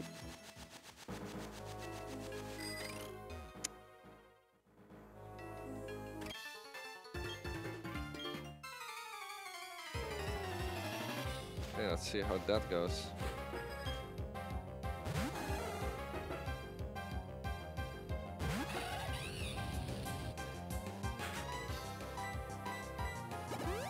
So I will X-Hack to make it a bit more likely to hit. It goes from like what, 60 to 80 or something? Yeah. No, still missing. Okay, this is also a range. Very nice. And then Girafarig, which does a lot of damage, so good, okay. And it's also nice to hit the close combats because we don't have too many of them. Yeah.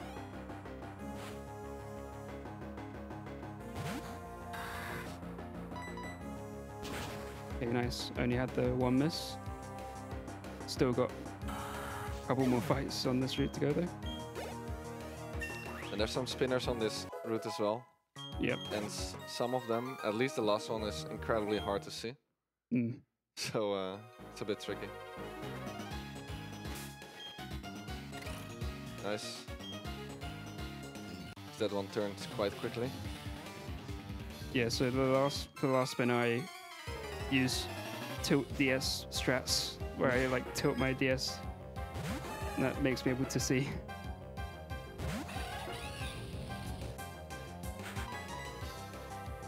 I had to hit. Now I'm in Blaze so I can flame wheel.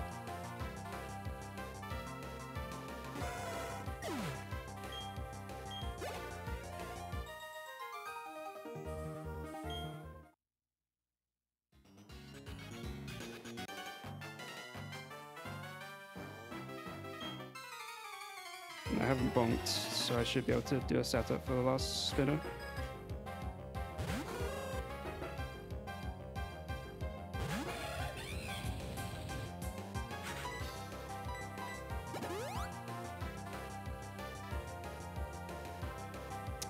Reflect. So I'll X attack, and then that means I'm still able to kill them both. But I can't flame wheel this in Blaze with the reflect. It will die to the close combat with the X attack, but not the flame wheel.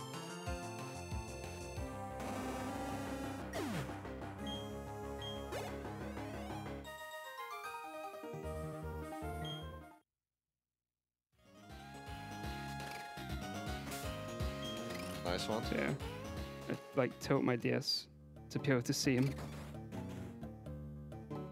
And luckily he turned away Yeah. right at the time crafted setup.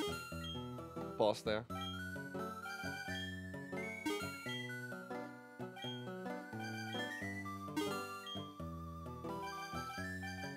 Yeah, I need to get that. Okay, I can get. Oh, yeah.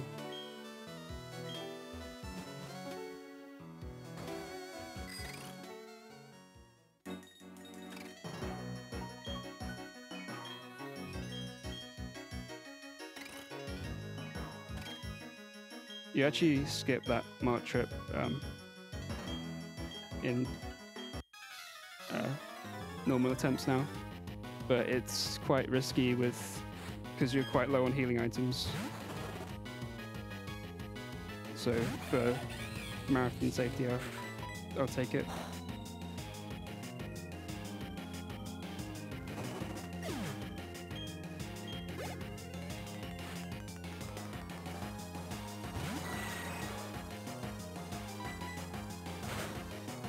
It's nice to have Blaze here. You can flame wheel this instead of having to hit a Fire Blast. Still have to hit Fire Blast on Cyrus's Golbat though, but it does make the range guaranteed because if you're not in Blaze, Cyrus's Golbat is actually 15 and 16. It'll be guaranteed here.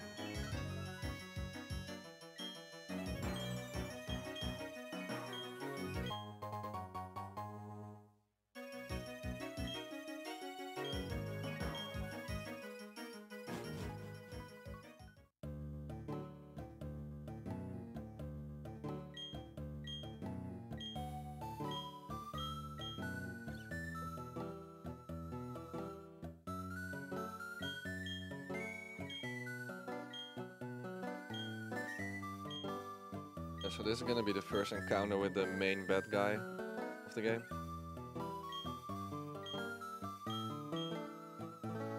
At least here he is not too scary yet. Yeah, that still got hit the Fire Blast. Yeah.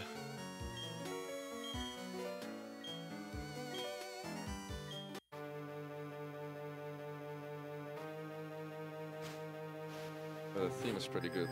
Mm.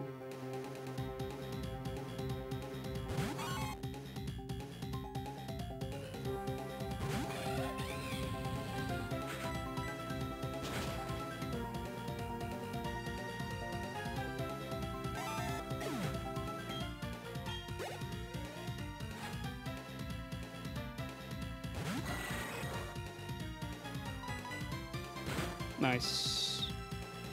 Good job.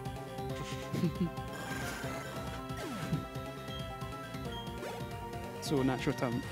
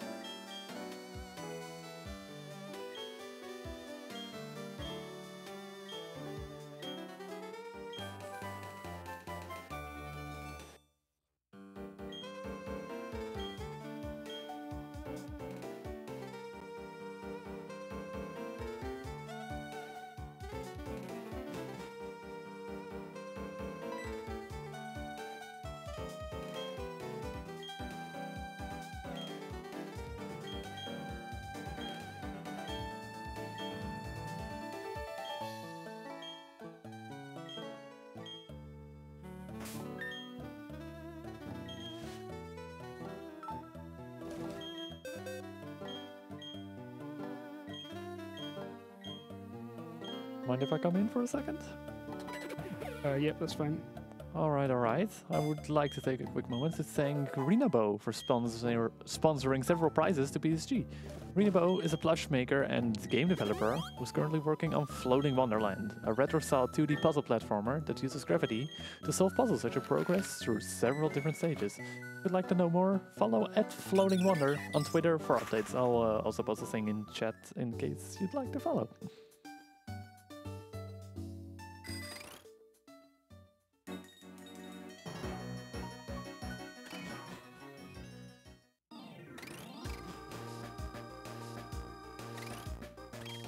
Coming up, I'm going to be doing a run to bike spinner setup.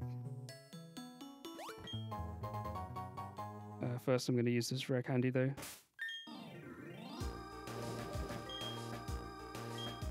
Using this rare candy is not actually part of the setup because when you open the bag, it like deloads the spinner.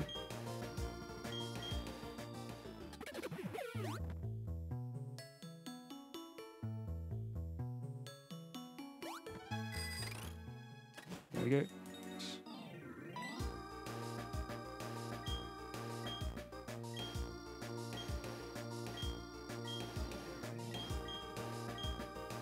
And you can't just like run to bike every spinner like that because it's not like in Gen 3 where running like resets their cycle. In this game it just freezes it. So the only reason that worked is because I like was doing specific movement from when I loaded him, so that it would be a good point in the cycle where I was running.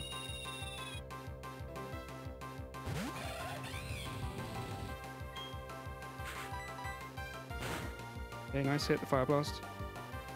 If I miss and there's not too bad, I just have to revive and then I can close combat it because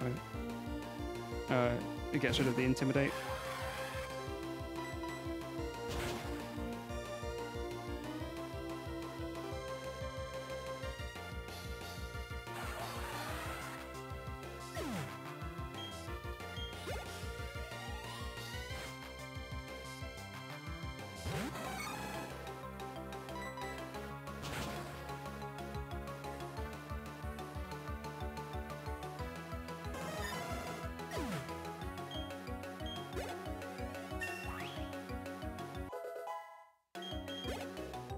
I think this Rapidash is 15 and 16.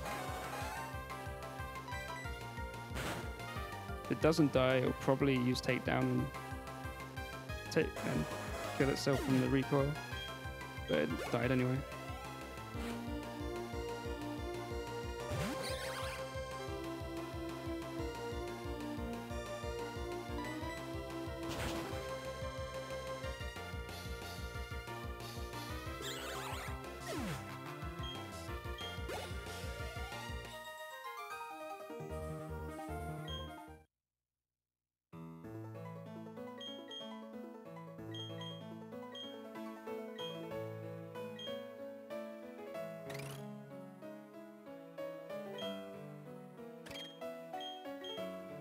So you have to go to Iron Island in this game just to get strength. You don't actually have to do the part inside.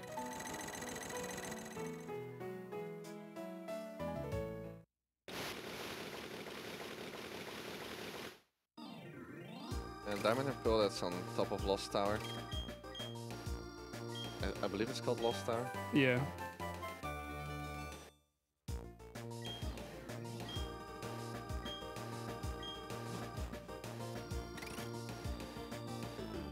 And you can fly back, but it's faster to take the boat.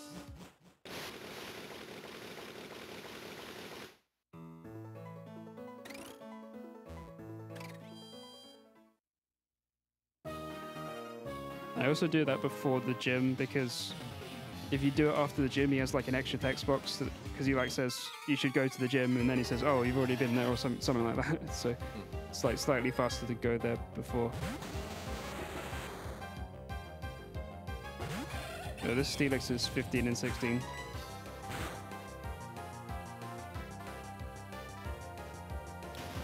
Nice.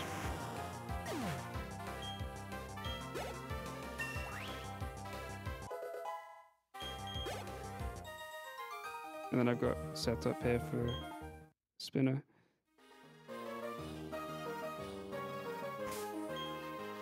Nice. You don't actually have to dodge that spinner. You can like go around. But if you get the setup like that, then it's faster. And since it's a guaranteed pass, you might as well.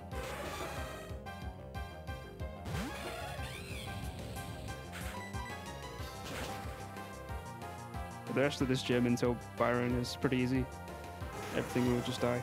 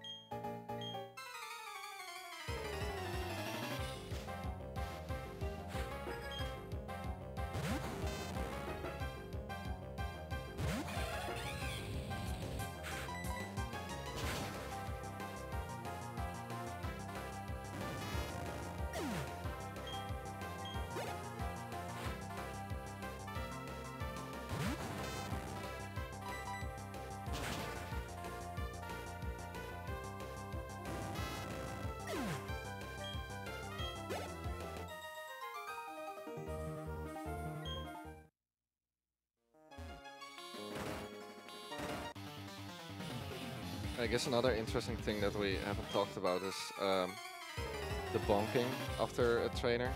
Yeah. Because every time you turn in this game, I think it is 4 frames. It's 3 frames, I think. 3 frames. Yeah. Okay, so if you bonk off a trainer when you are about to turn, and you do that within those, like, faster than 3 frames, then yeah, you completely skip that turn, so it's a little bit faster. Yeah.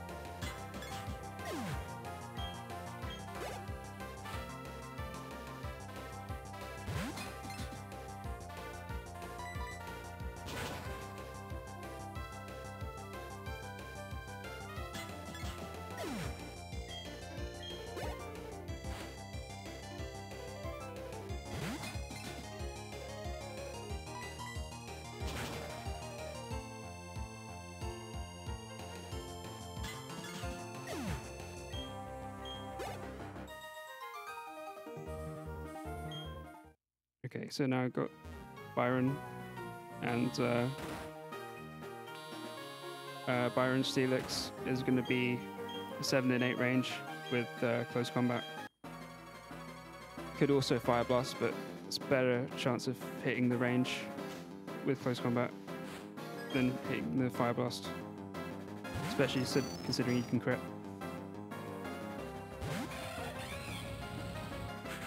But if I was at an HP where I could live Steelix only without the defense drop, then I would go for the Fire Blast.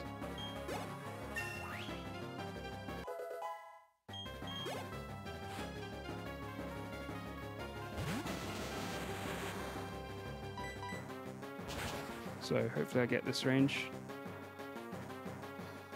Nice.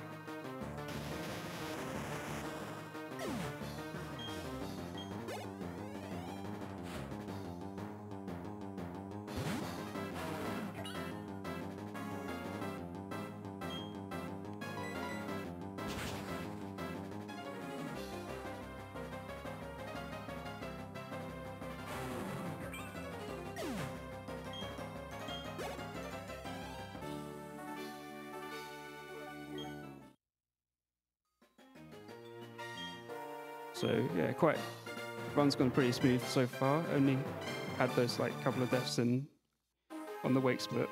Yeah. Other than that, it's been pretty smooth.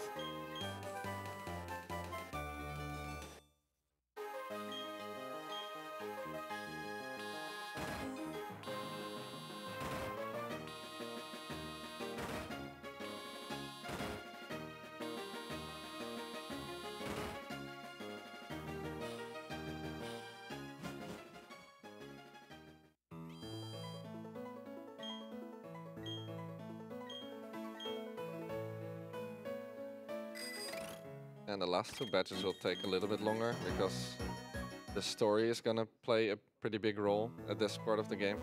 Yeah. So, yeah. Especially after the 7th badge. Yeah. There's about an hour between the 7th and the 8th batch. Mm.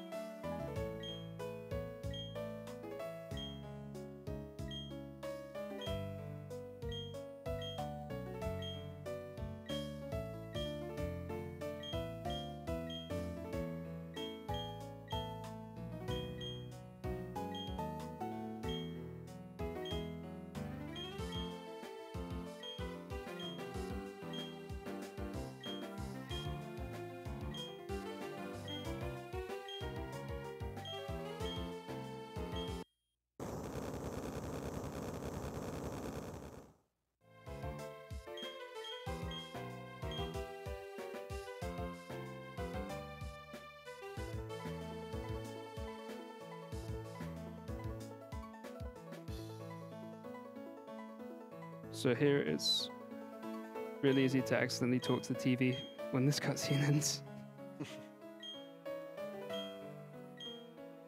I may have done it once. And watched a program about milk.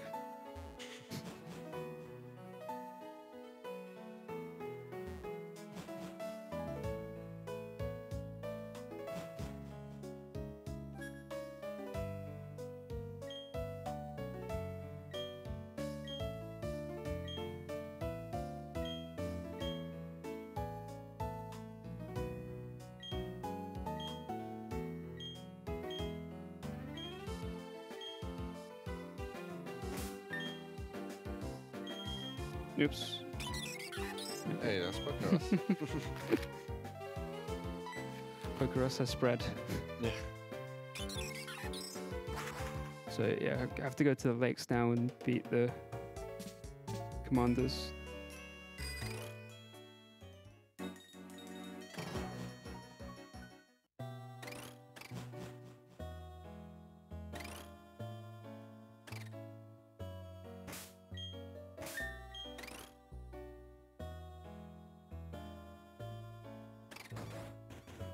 It's faster to get to the lake via Vilestone, but since I want to take this heal here, I go this way.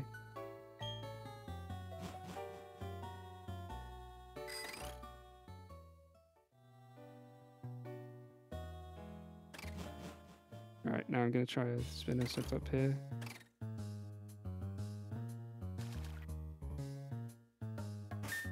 Nice. Nice one.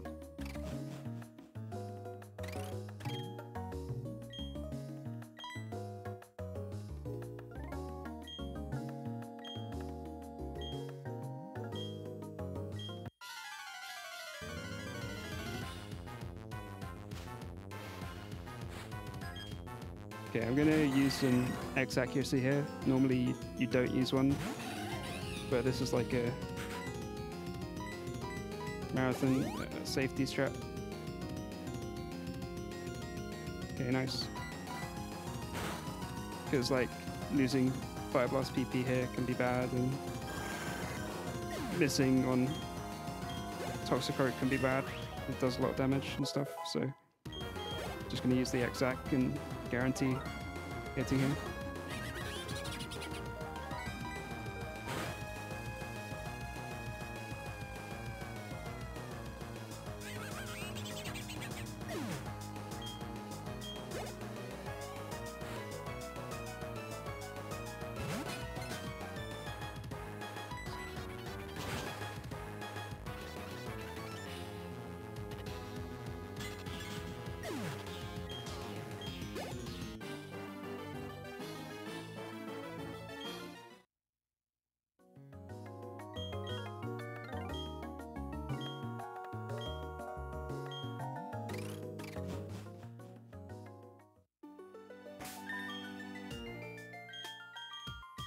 Gonna put Eevee in second.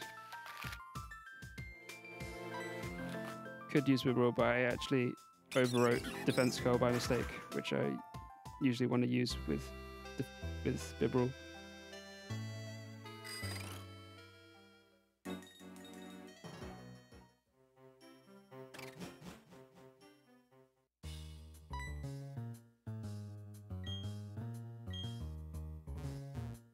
Okay. I was trying to go around the right, but okay.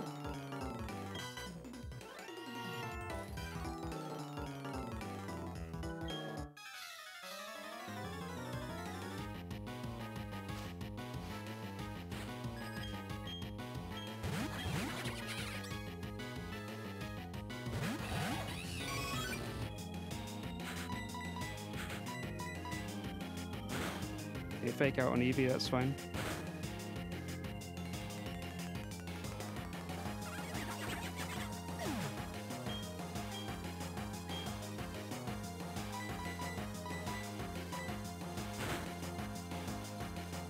The old strat here used to be lower level here because you didn't use that candy on the way to Canalave, and you'd use Helping Hand here to guarantee the Golbat range, but because of that candy, it's actually just guaranteed anyway.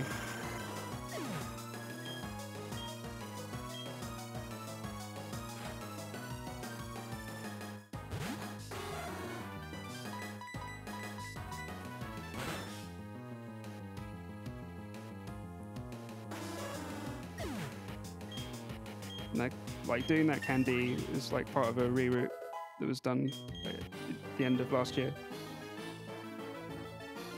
After I was beaten by Piplup, me and Dexy had to find a way to make the route better, and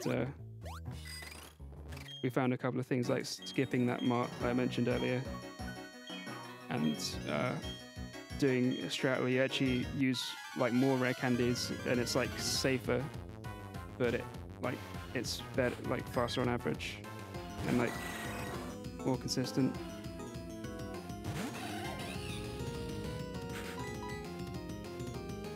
Fortunate.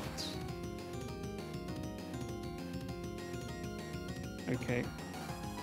Well, I got crit into Blaze, so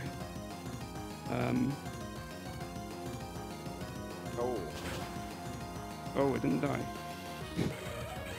Okay. I guess I can live. That's like 1 HP.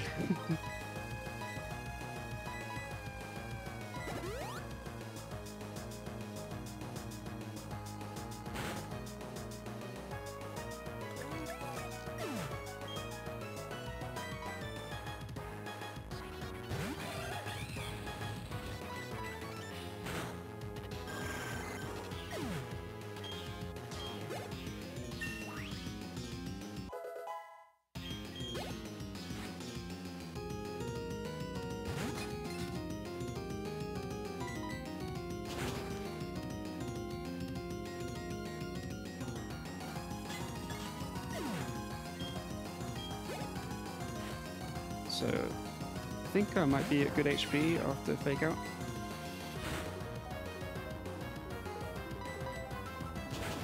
Yeah, it's good.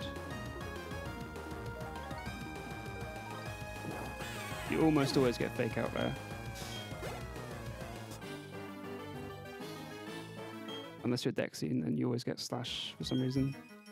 It's probably hacking. Illegality. Yep. Someone needs to check his PC in game.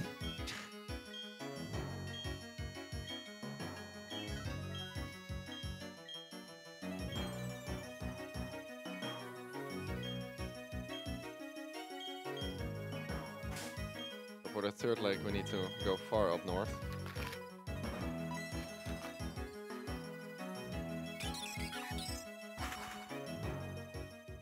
Nearly as far north as Legend Eater.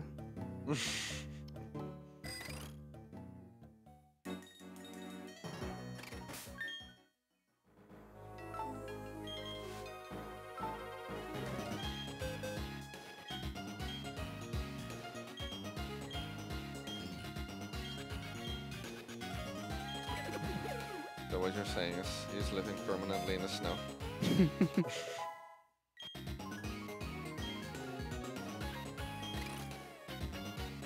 I think the whole of England has been living in the heat for the past few weeks. That's bad. I did 2 extra steps there because my rappel was going to run out before the end of the grass. Time to just get lucky. Yep.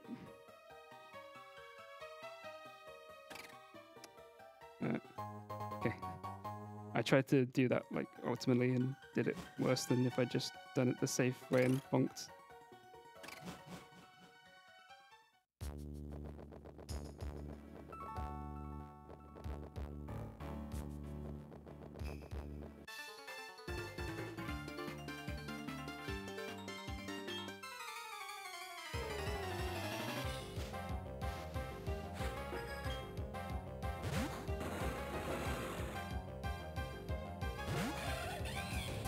This one is a range too, right? Yeah. Close. Yeah. Oh, I should have used Fire Blast, I guess. But, oh yeah, this now kills it, okay. So I lose that experience. is it gonna matter a lot, you think? Or It'll matter a little bit. Also, I need to revive. Because I could have got encounters there because it doesn't count if your Pokemon's dead. Oops, I went an extra grass as well, okay. I don't know why. I was thinking before the fight I was in Blaze and then I wasn't in Blaze.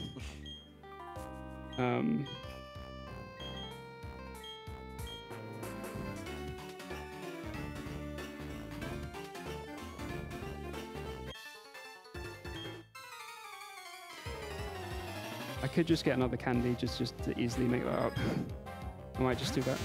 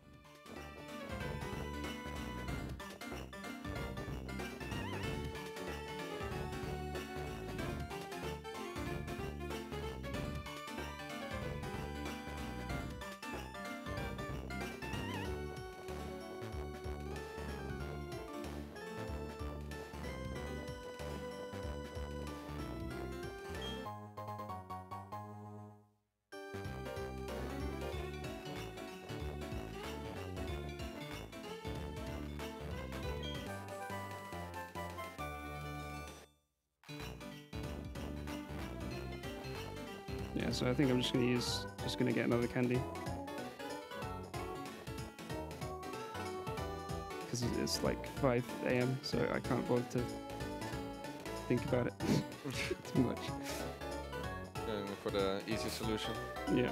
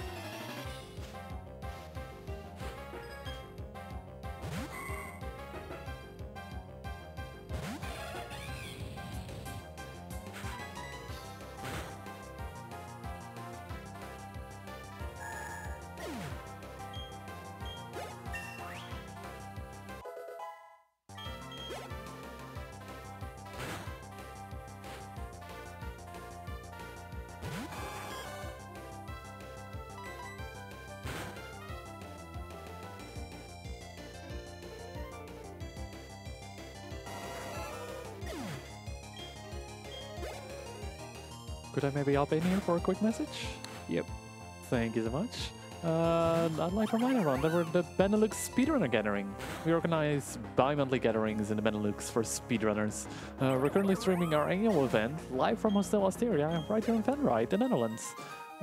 We've been raising money for Minds, which is a nationwide organization committed to prevent mental health issues and to support everyone who is dealing with mental issues themselves or within their family. All of your donations will go to Mind.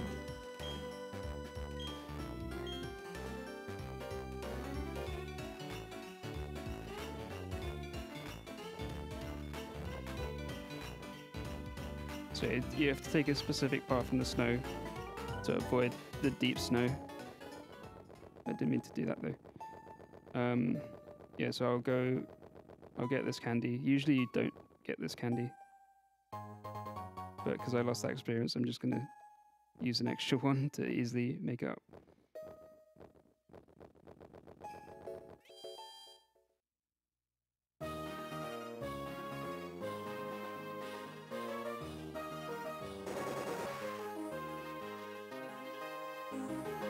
This gym puzzle is like way more simple than in Diamond and Pearl. And in Diamond and Pearl, you also have to dodge the spinner on ice, which is pretty annoying. Yeah, because like every spinner in this game, you can easily like guarantee a pass, but when it's a spinner on ice, you can technically, but you have to pause on the first frame of the cycle, and there's not really an easy way of like doing that, apart from just hoping that you did it when you do the normal spin a minute.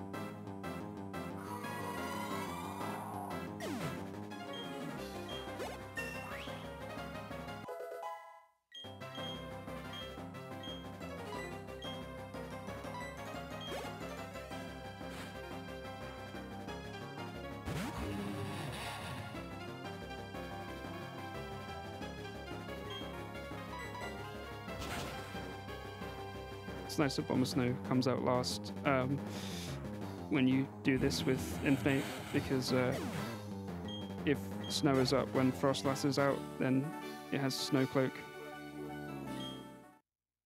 And you can miss. If you use Piplup, then you get Bomber Snow before Frostlass, so you have a chance to miss.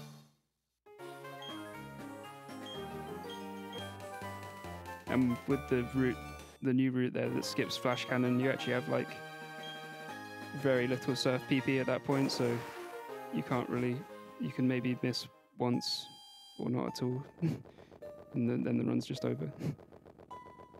It's quite bad. What's the miss chance on that again? 20%. That's quite high. Yeah. For that late in the run, yeah. So yeah, I use the repel in a certain spot to make it wear off here, so it doesn't wear off when I'm biking. I had to change the spot because I was getting the candy, but luckily I know from Benelux where to use the repel if you get the candy, because you get all the candies in Benelux.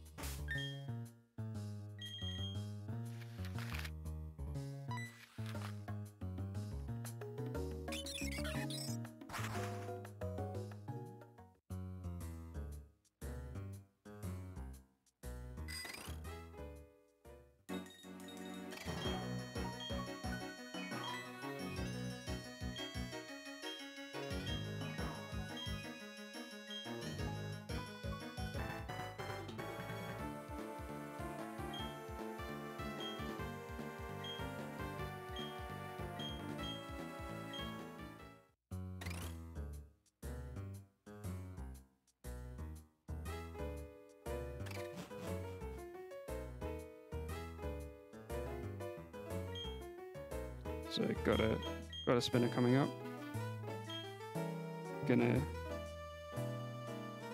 Doing setup and then a running setup for the second pass.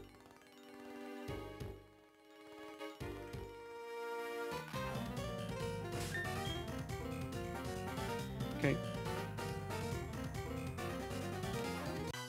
You don't actually need to run to the top there, but I don't know, it makes it so much easier for me to run to the top than like trying to stop the tile early, because it just, I don't know, for some reason I find that difficult. It just gives you like a very good visual cue, right, of where to run to. Yeah, the floor makes it seem weird if you try and like go a tile early. But Dexy will always patronize me for that.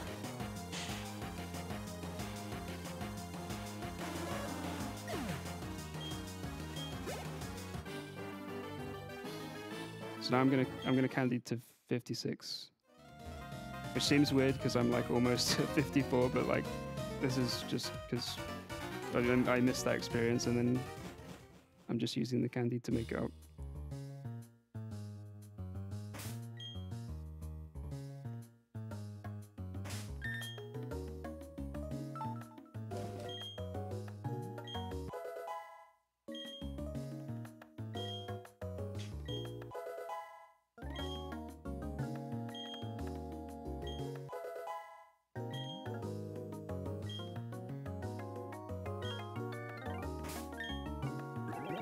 Okay.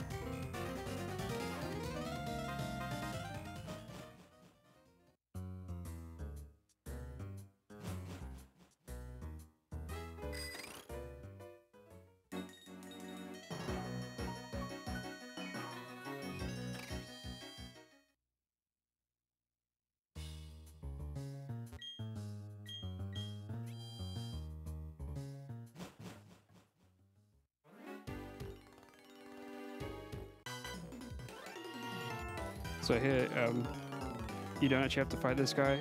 You have to fight one of these two. But if you make this guy walk to you, then you can just go around him and not fight the other girl.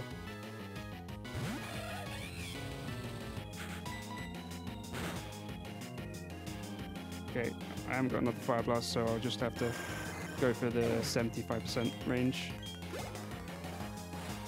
on this Golbat, and that's why I candied there. If I was in Blaze, I would delay the candies for later. I got the range, so that's good.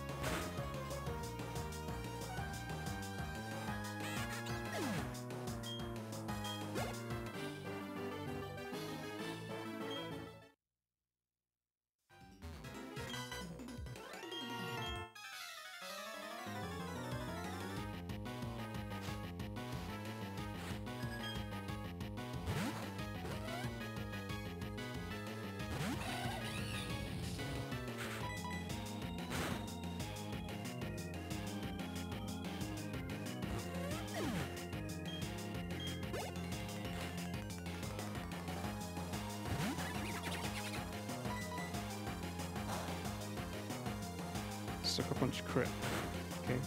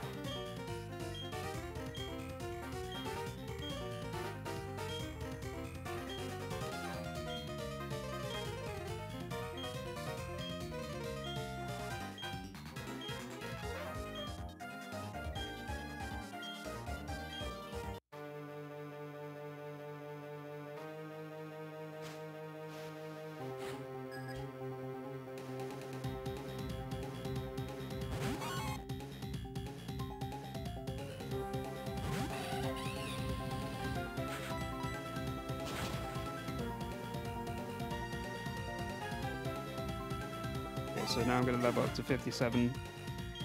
I'm going to get Flare Blitz, which is a very good move.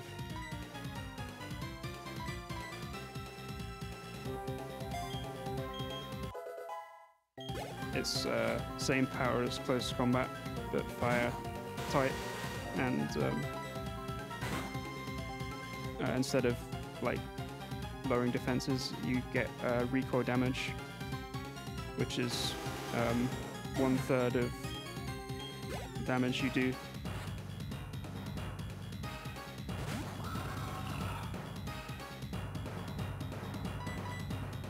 And we can use it later as well to set up some blaze here and there.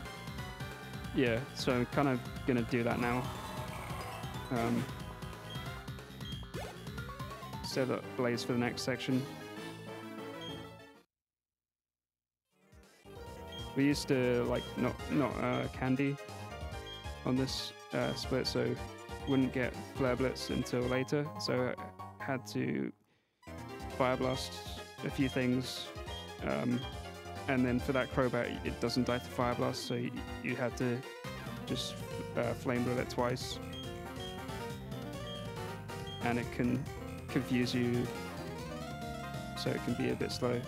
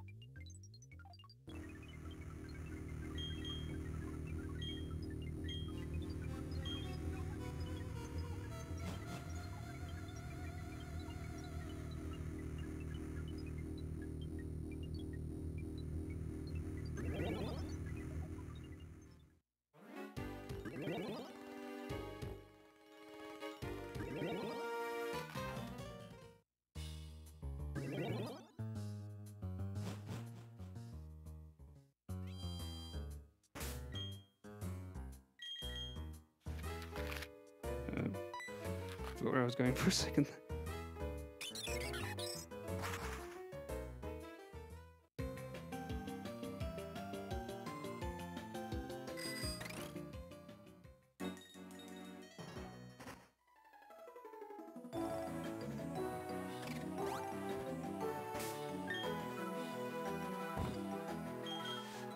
So there,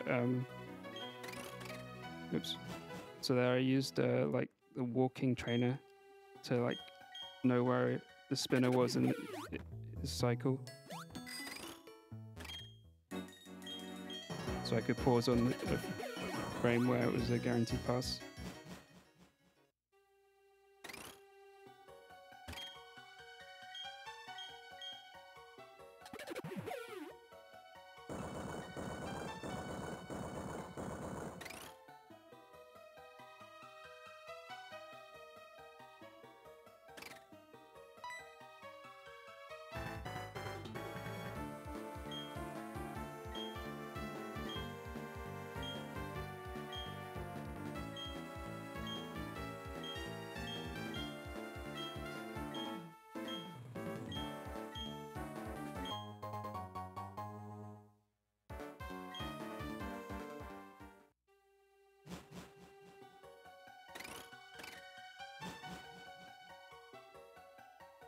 No. I'm just gonna. Okay. Yeah, that was a bit slow, but I messed up the setup. Still 0 spinners though. Yeah.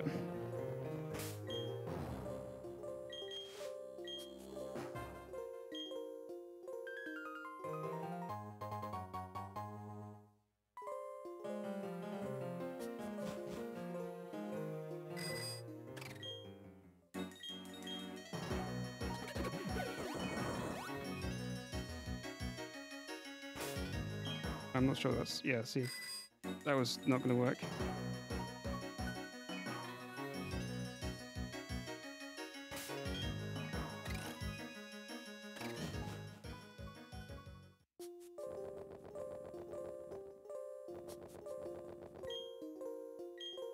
Yeah, just always be safe with spinners and you'll never hit them.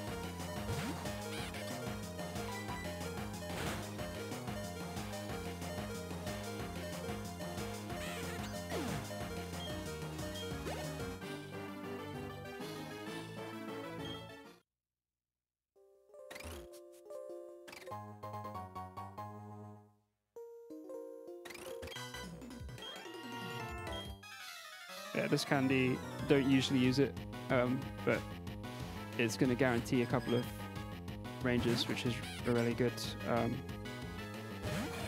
In the Mars and Jupiter double, it guarantees a range, and also on Cynthia, it guarantees the Garchomp range.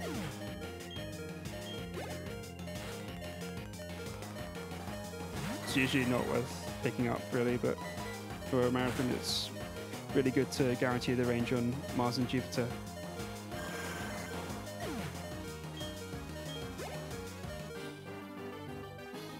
And then you get the Cynthia's one as well for free.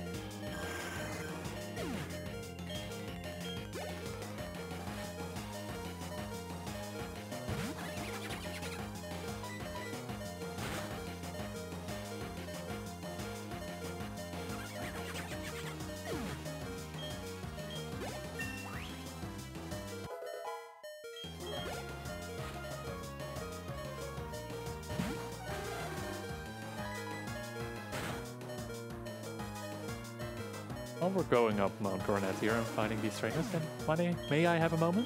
Yep. Alright, cool. Then I'd like to remind everyone that we're raising money for Mind. It's a nationwide organization committed to prevent mental health issues and to support everyone who's dealing with the mental issues themselves or within their family.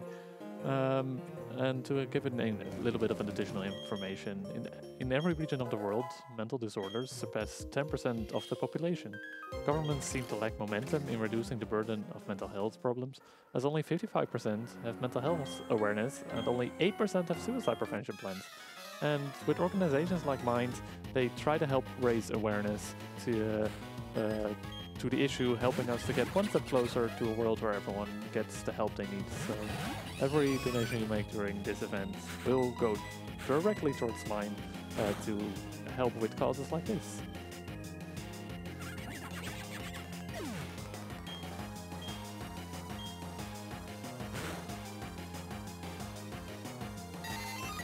Yeah, Evie will die here, but still got Dexy descending. Dexy will carry. Yep. Should I use? I'll just leave, I don't know, Sucker Punch. Yeah, I kind of want to avoid like sending in one of the lower levels as well, because yeah, when you beat these Pokemon, they level up a lot, and that loses quite a bit of time.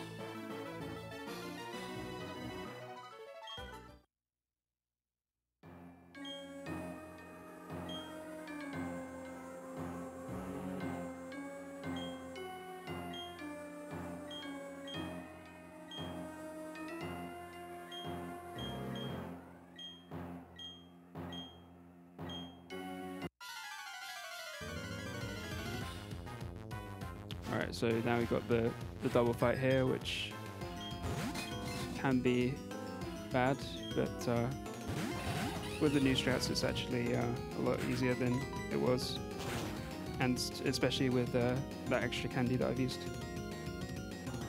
So this Bronzor's going to use Reflect, always uses Reflect. Okay, correctly. So I'm going to press start here so I can see my HP.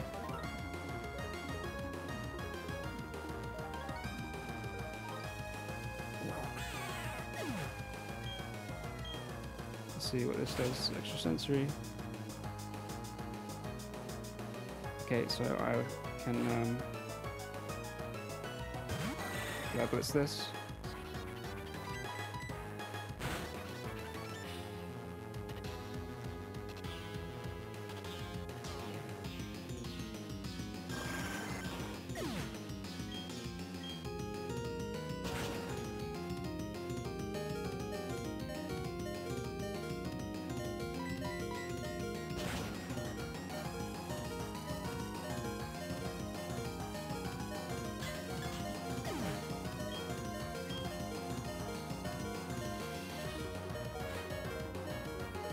So I'll have to Fire Blast here.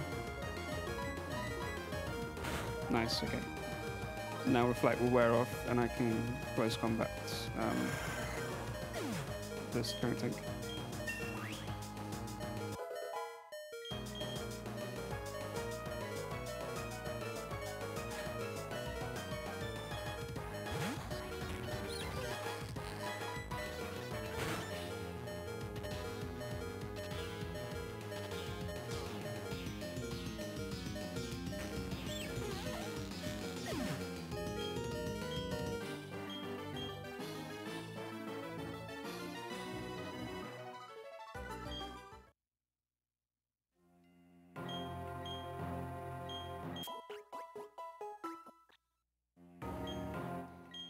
Now I've got some cutscenes coming up.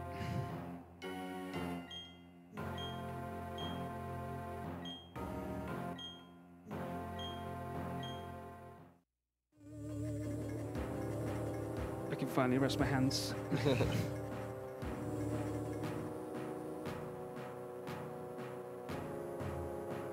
Not for long though.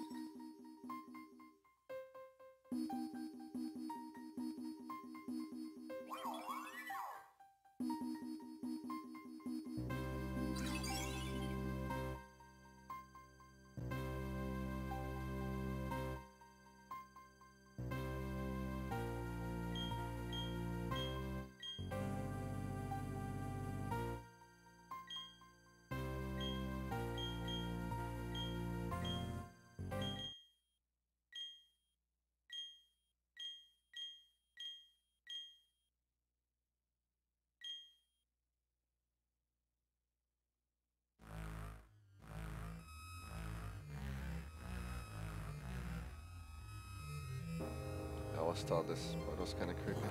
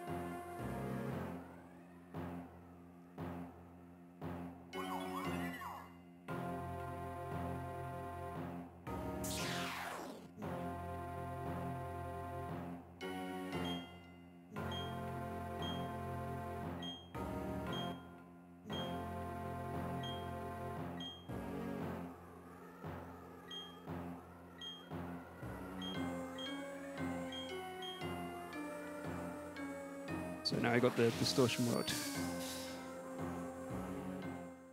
Yeah, Platinum exclusive thing. Looks really impressive.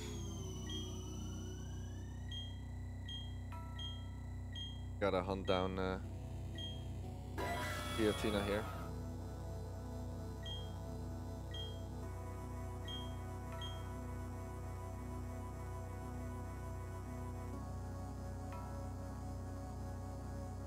It's quite easy to get lost here, to be honest. You don't know exactly where you're going.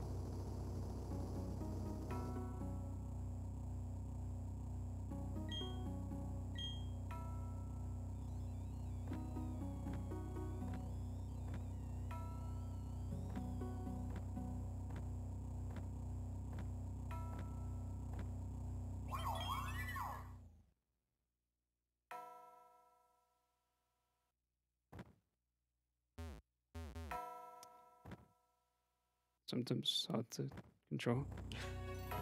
Like, cause you're, like sometimes the directions seem different from what they should be.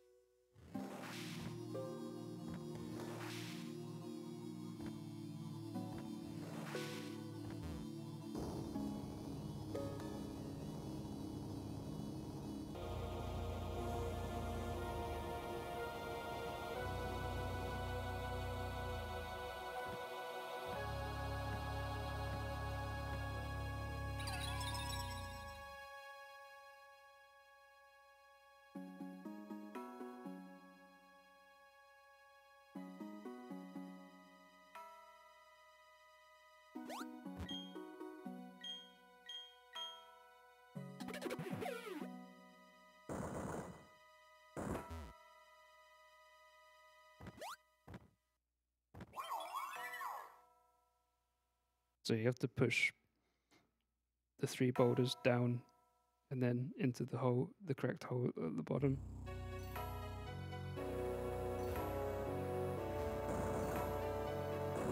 But when you push this one down, then to get back, you have to go like all the way around.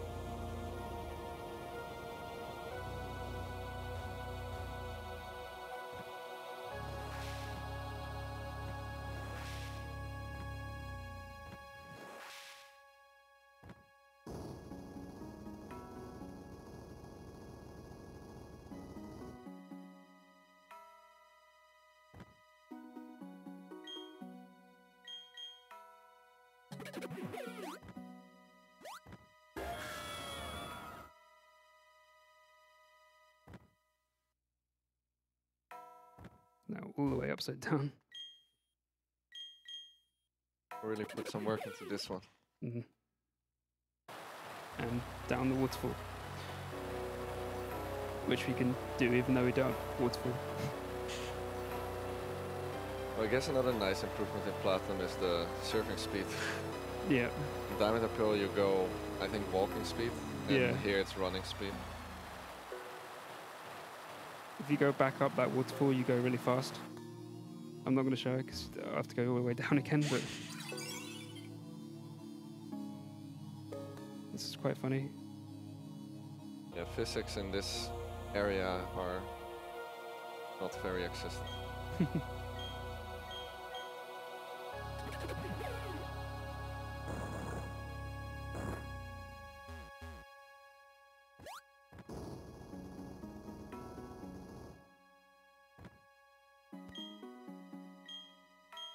Alright, got to get the right holes here, otherwise it's very bad.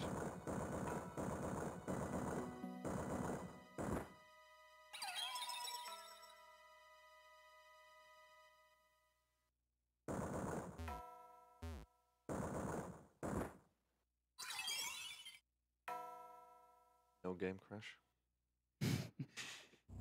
Nope.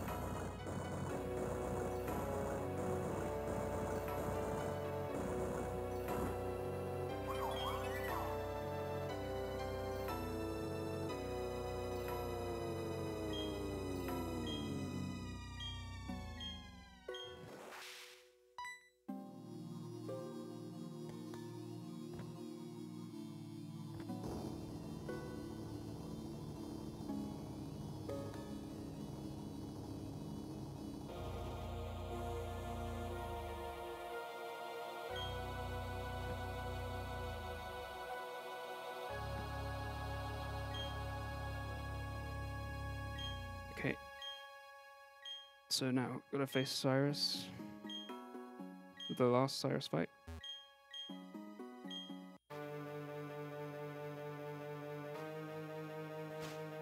I'm not gonna save, even though if I die here, I'd have to go through the whole thing again. But luckily, I can, like, just never die here if I do this strat.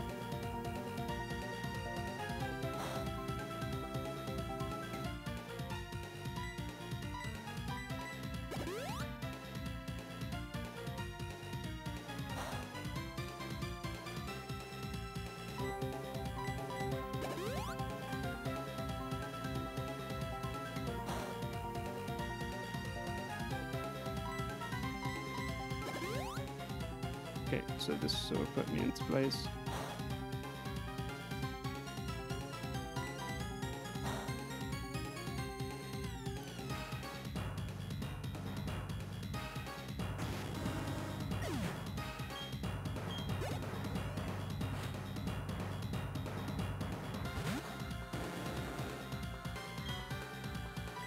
There's just strat you can do where you set up the X accuracy on the Gyarados to get into Blaze. Like, you only have to use 2 X specials then, and then you get into Blaze, but it's quite risky. Because if I get crit by Gyarados, then I'm screwed. So I'm not going to do that here. But it's actually really nice because it gets you to an HP where Weavile, it usually gets you to an HP where Weavile can kill you with a move that's not Fake Out, but can't kill you with Fake Out, so then he doesn't actually use Fake Out. But he will use it as HP.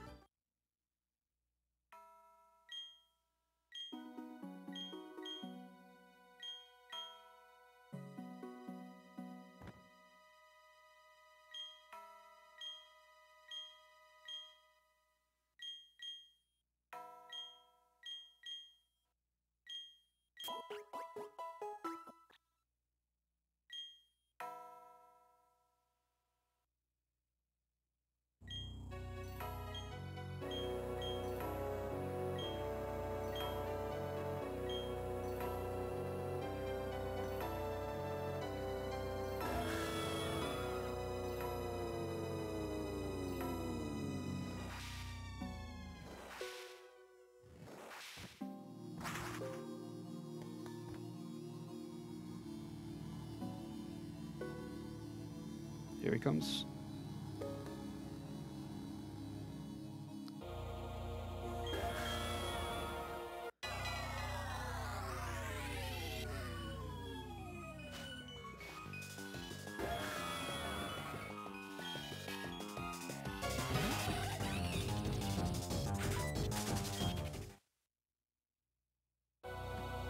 Just gonna run because he's useless. So anticlimactic.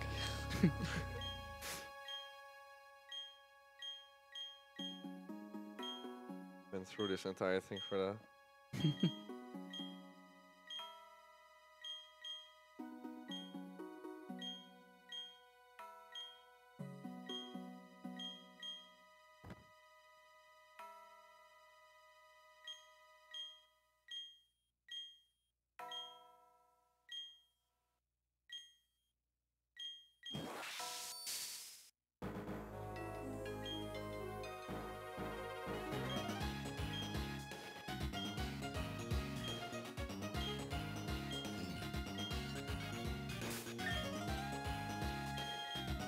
So yeah, now we've done all the Team Galactic stuff and just do the rest of the game, last badge and Elite Four.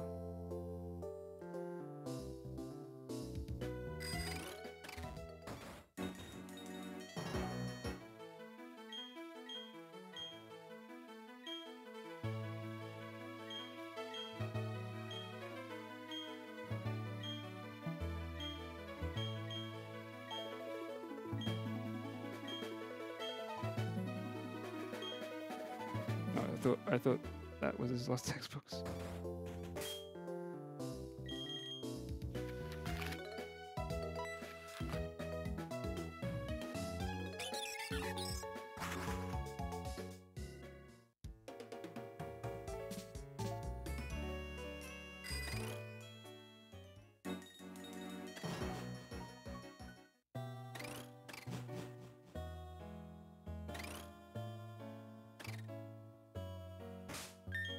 Good.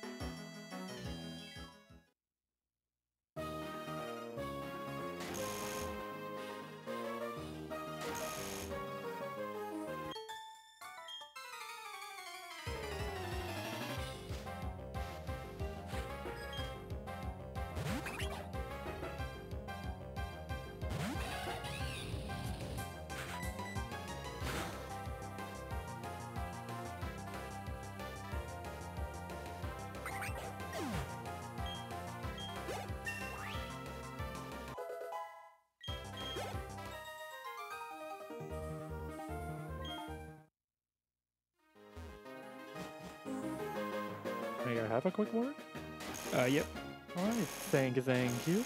I would like to tell you that if you would like to stay updated with our events, if you'd like to stay updated with our events, you can follow us on Twitter and Instagram under the handle BSG Marathon.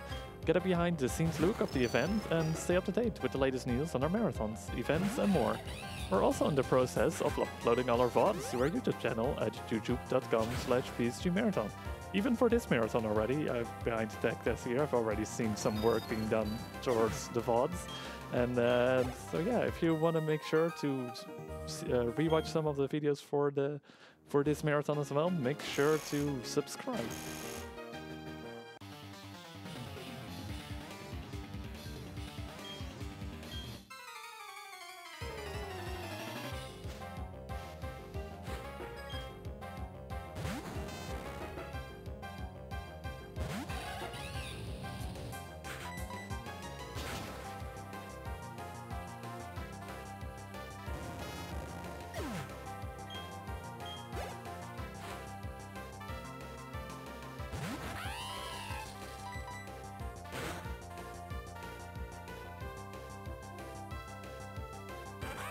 So the first part of this gym is pretty easy, but the second part of the gym is a bit more difficult because there's Pokemon that have static. So to avoid getting static, I'm going to use Fire Blast, but then I can miss the Fire Blast, so can go wrong. But I got a couple of spinners to dodge here as well.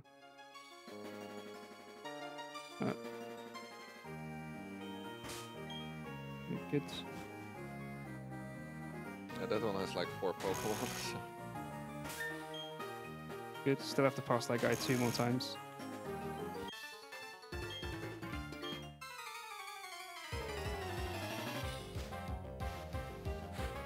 Yeah, both these Pokemon have got static.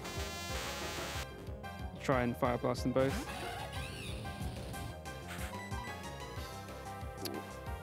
There's Thunderbolts. Okay, don't para. Okay, I'm just gonna fire a Flame Wheel, the Raichu, because I don't want to use too many Fire Blasts. And just hope no static. If I get static, it's not too bad because it's the end of the fight. I didn't get it. Nice.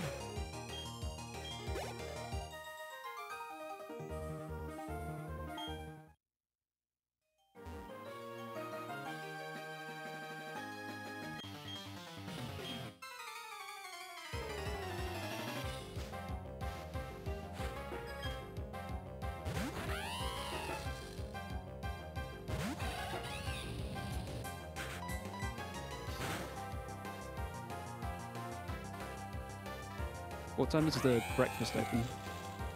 I was thinking about it earlier as well. I hope it's 7. Hmm. It would be ideal. Then we can just go straight off. Yeah.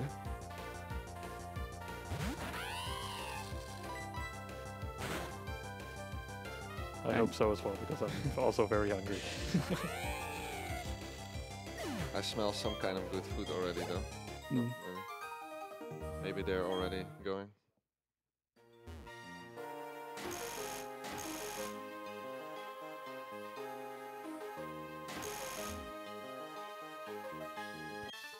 It would actually be the perfect timing after run. I think you. We're at 3:14 now, and it's 6:30. So it should be done around 7, I think. Hmm. Run is actually going pretty good. This one is looking like it's gonna be far under estimate. Like at least sub 4 hours. Yeah. But probably around like 3:50 or something. Yeah, maybe. I mean, things could still go wrong. Yeah.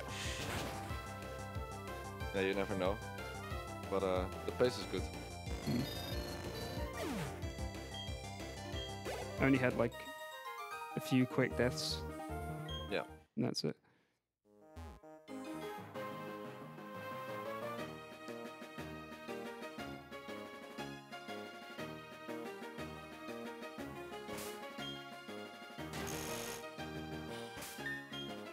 Oof, nice.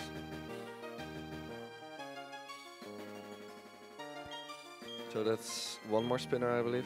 Yep. A swimmer.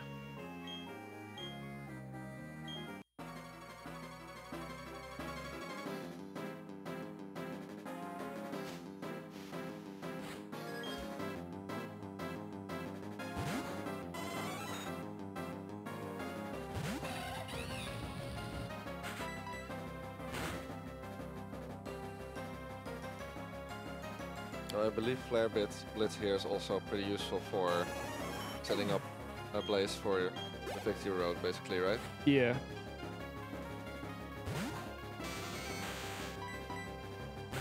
Good. Hit that Fire Blast. So, because I took damage earlier, I'm not going to Flare Blitz Electrify.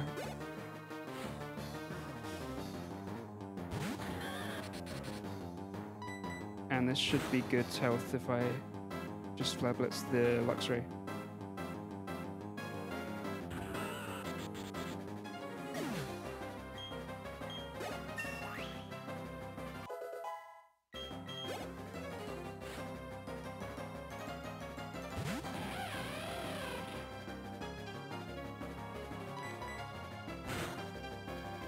So I went 33 to 56. Where does this put me? 58, yep, good.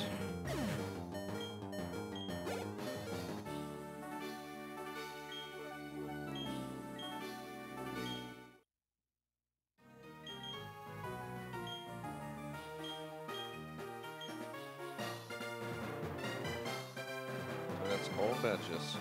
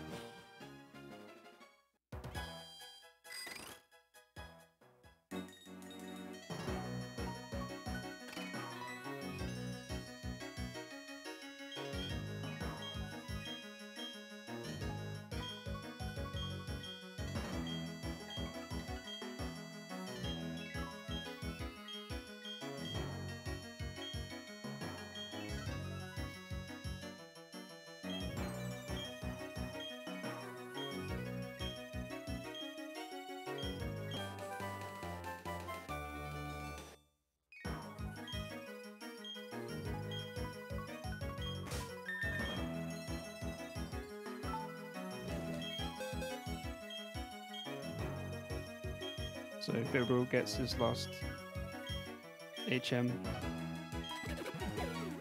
All 4 moves are now HMs.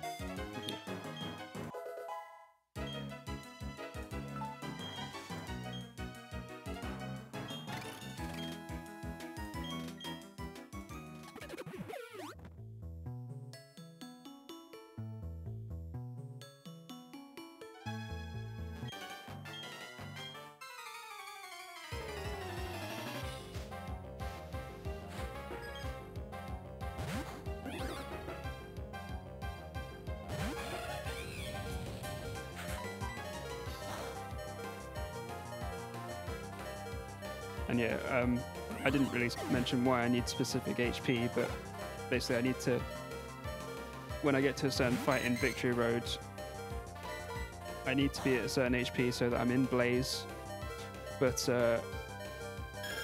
I can also Flare Blitz the Altaria and not die to the recoil.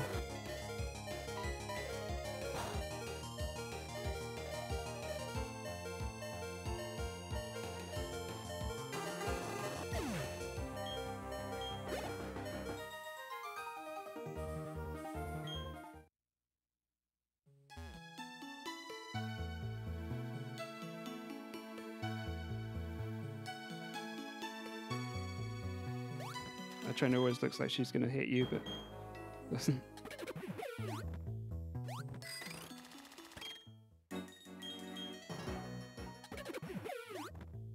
I'm going to be a chicken. Not here with this.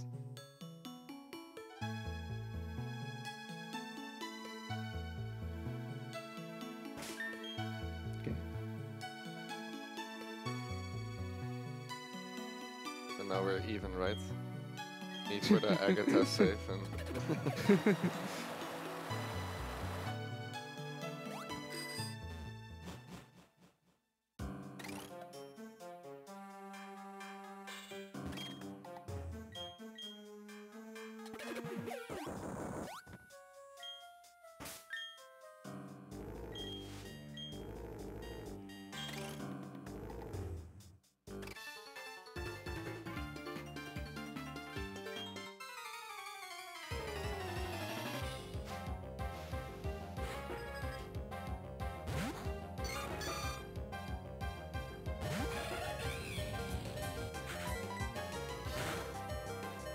Lissy has quite a lot of HP.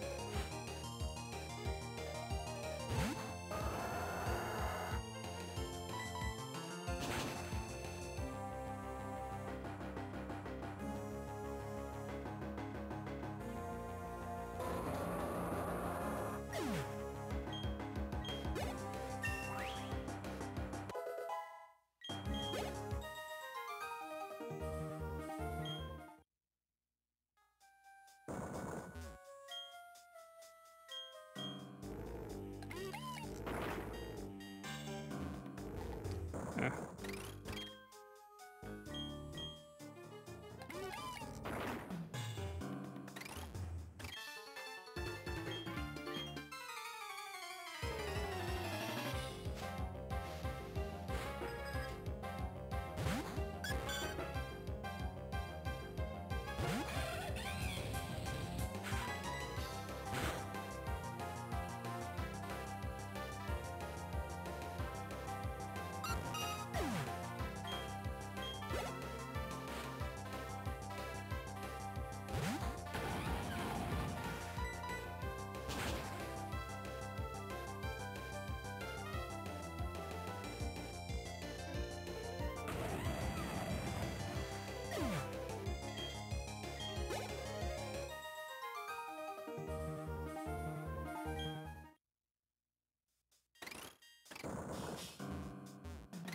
Okay.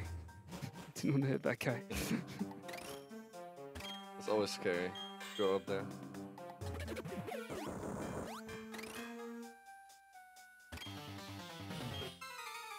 I'm happy in world record I braved it and didn't bonk. Wow.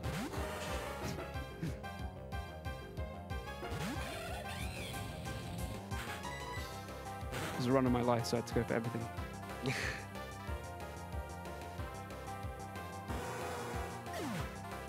Not a chicken. No, but I'm actually happy I like got a good run with Chimchar. It's a very good run.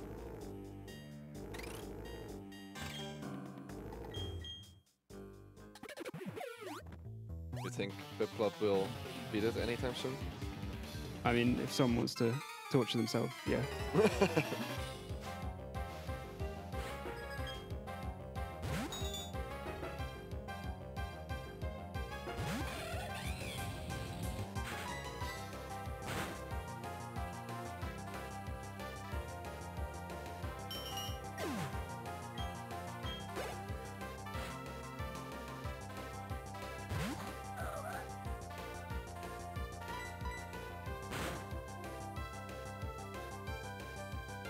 Okay, next fight is the Altaria that's HP is set up for.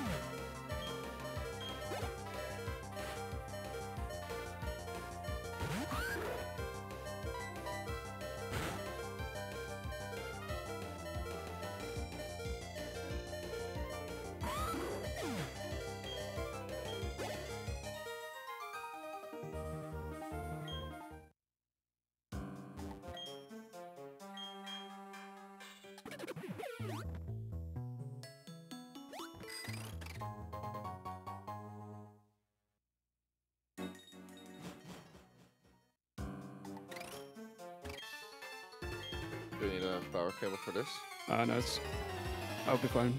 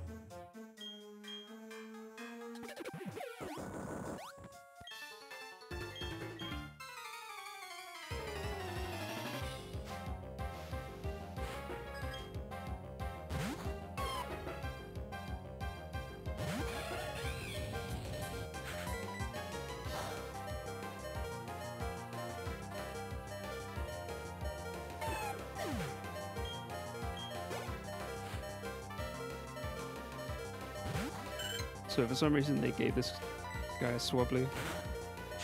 He had a Gyarados and Diamond and Pearl, but now it's a Swabbly.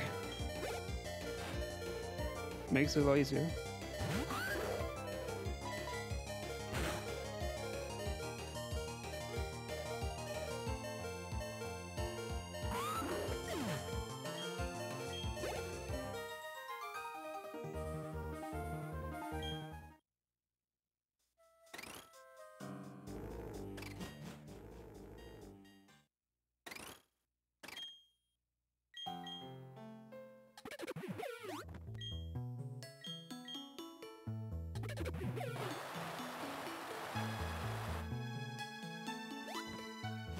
All right.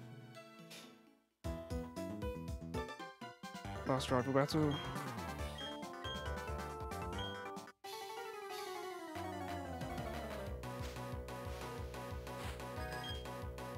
Want to hit a fire blast here. If I miss, then I'll die. Nice.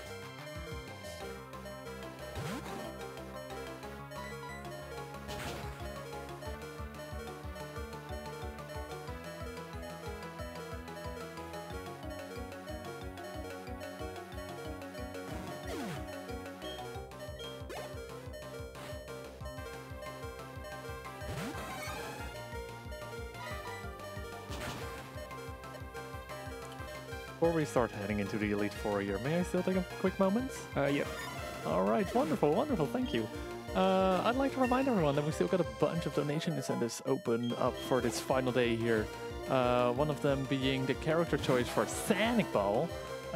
There you got a bunch of cool options like Sanic and Knuckles and all your favorite Sanic characters that you couldn't remember.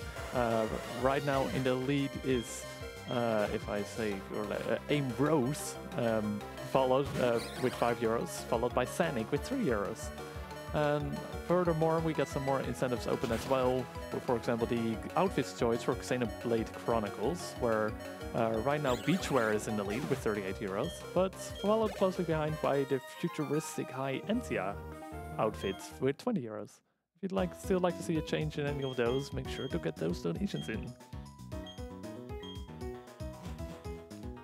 Okay, so usually here you PC heal and deposit all the slaves, but because I'm going to save before Bertha, if you use the PC, it makes your save really long. Like it does the saving a lot of data thing. So if I just... So it actually ends up being slower to deposit if you're going to save.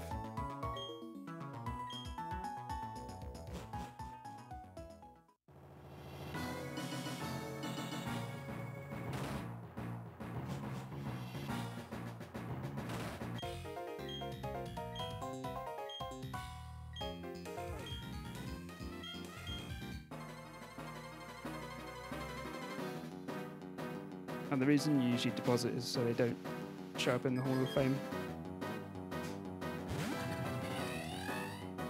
Okay, this fight's pretty easy.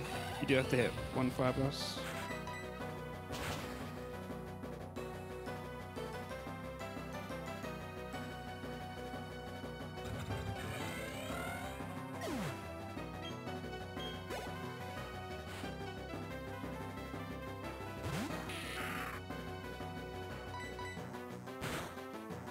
Okay.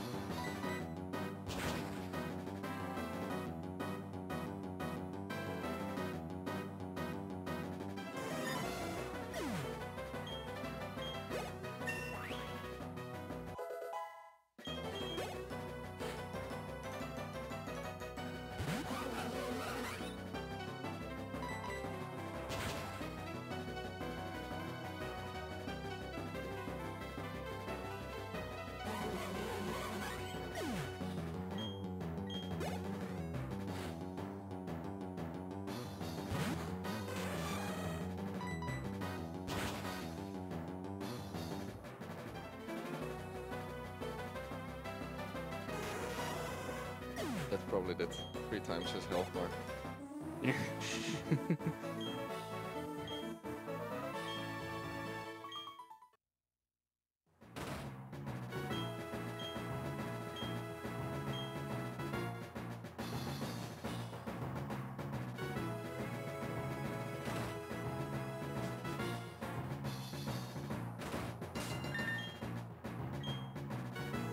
This is the only Elite Four member I'm going to say before, because I can just get crit and die. Then it's kind of awkward to recover. So I need to use an X accuracy to hit Fire Blasts, and then if I die, I won't have the X ac anymore.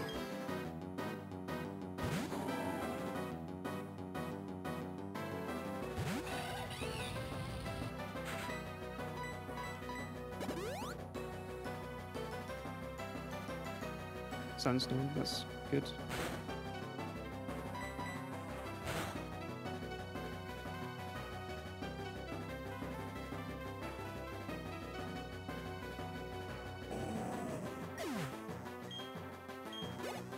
If you have to make up time in a run, you can just skip the X-Ac here.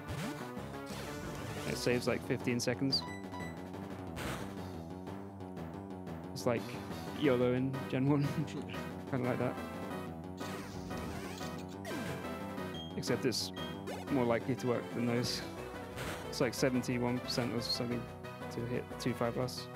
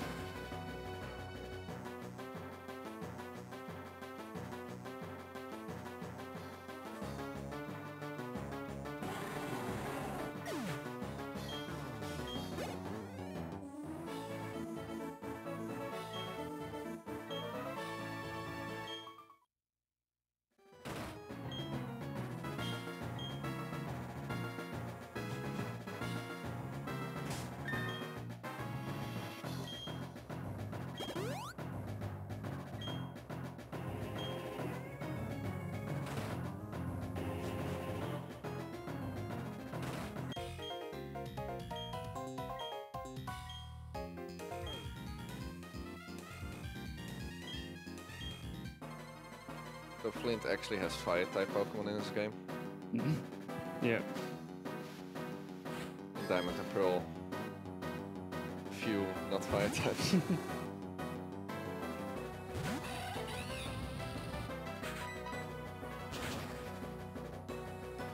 What are you talking about? Steelix is definitely Fire type. And Driftblim. And Lopunny. I thought it was kind of cool though, in a way, that they had all these random pokes. Yeah. Well, they just had like Medicham in every gym.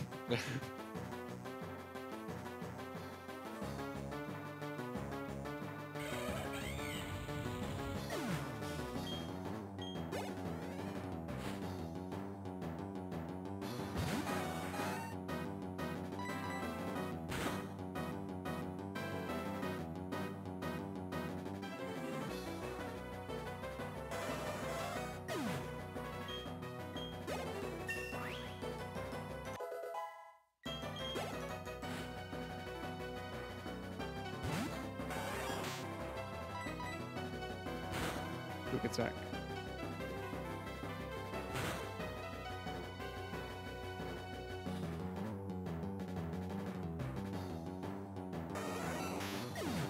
$90.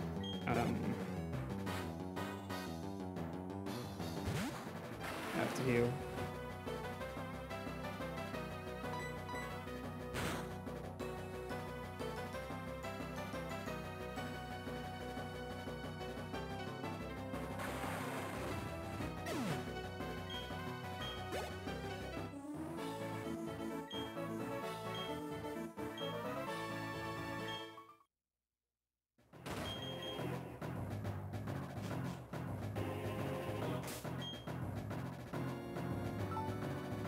So I think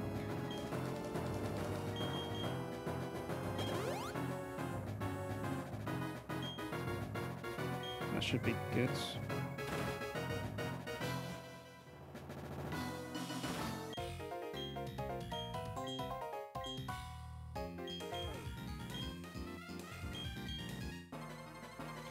Then Flablets, Espion.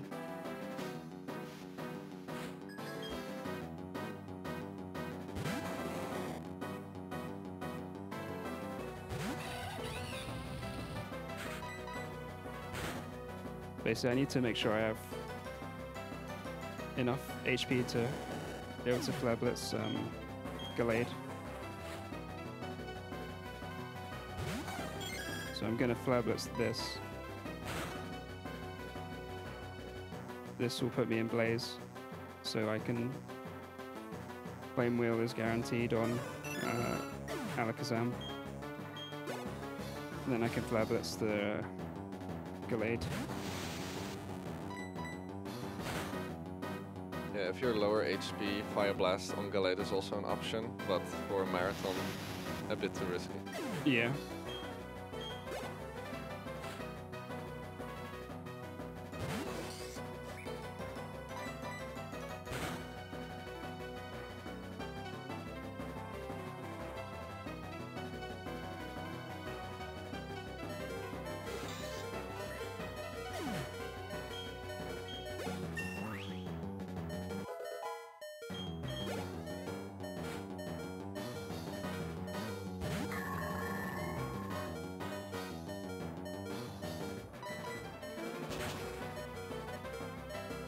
Okay, one fight to go.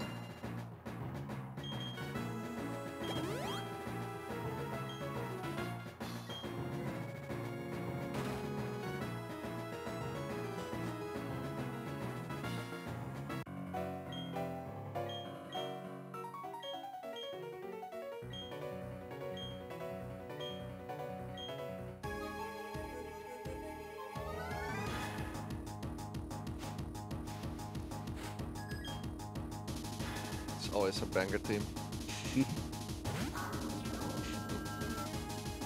A lot of people agree.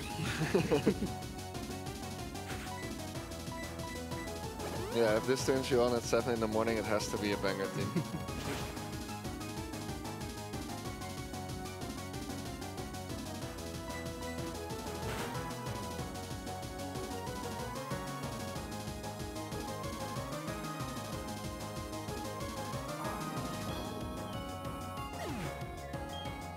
So I've set up an next attack now, and I'm just going to sweep, basically.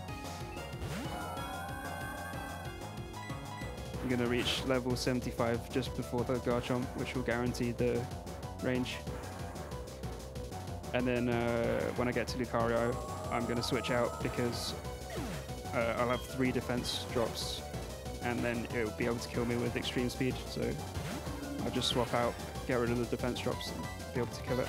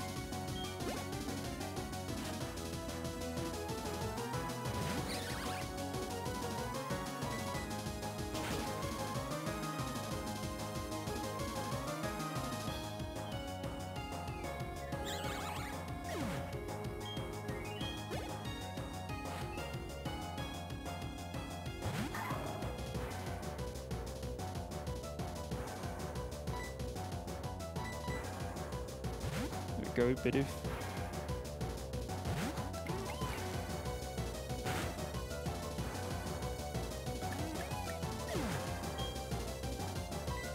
He tried.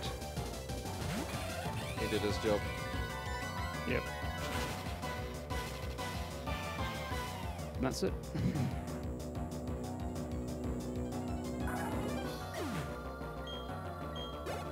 It's gonna be a very nice marathon time. Yep.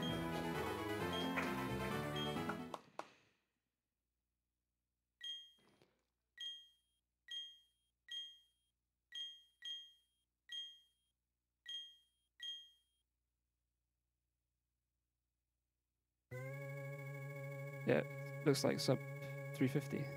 Mhm. Very nice. It was, yeah, went pretty smoothly apart from a few deaths in the middle.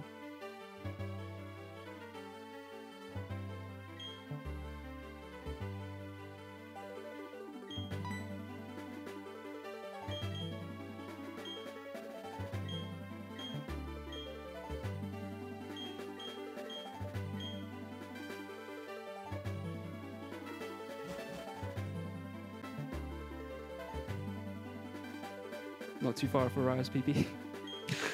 Wow, nice shot. It's motivation to play again. Motivation to improve. Yeah. What was it again? 345, I think. Yeah, something like Something, yeah. that.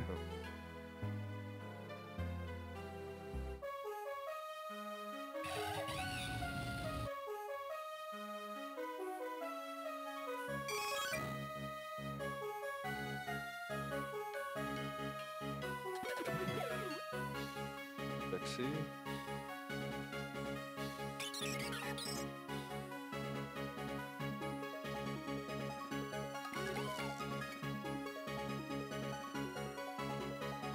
And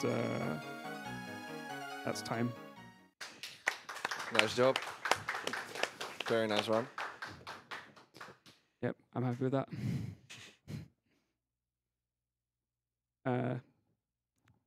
Yep, so thanks for watching. I'm not sure what's next. I can help you out with that.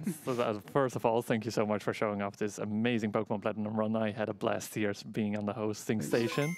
And up next we got Clover running Ruby Grim Eclipse, the 80% Wise category. So definitely stay tuned for that and for a bunch of other games afterwards. So with that, we're gonna go to the intermission and we'll be right back.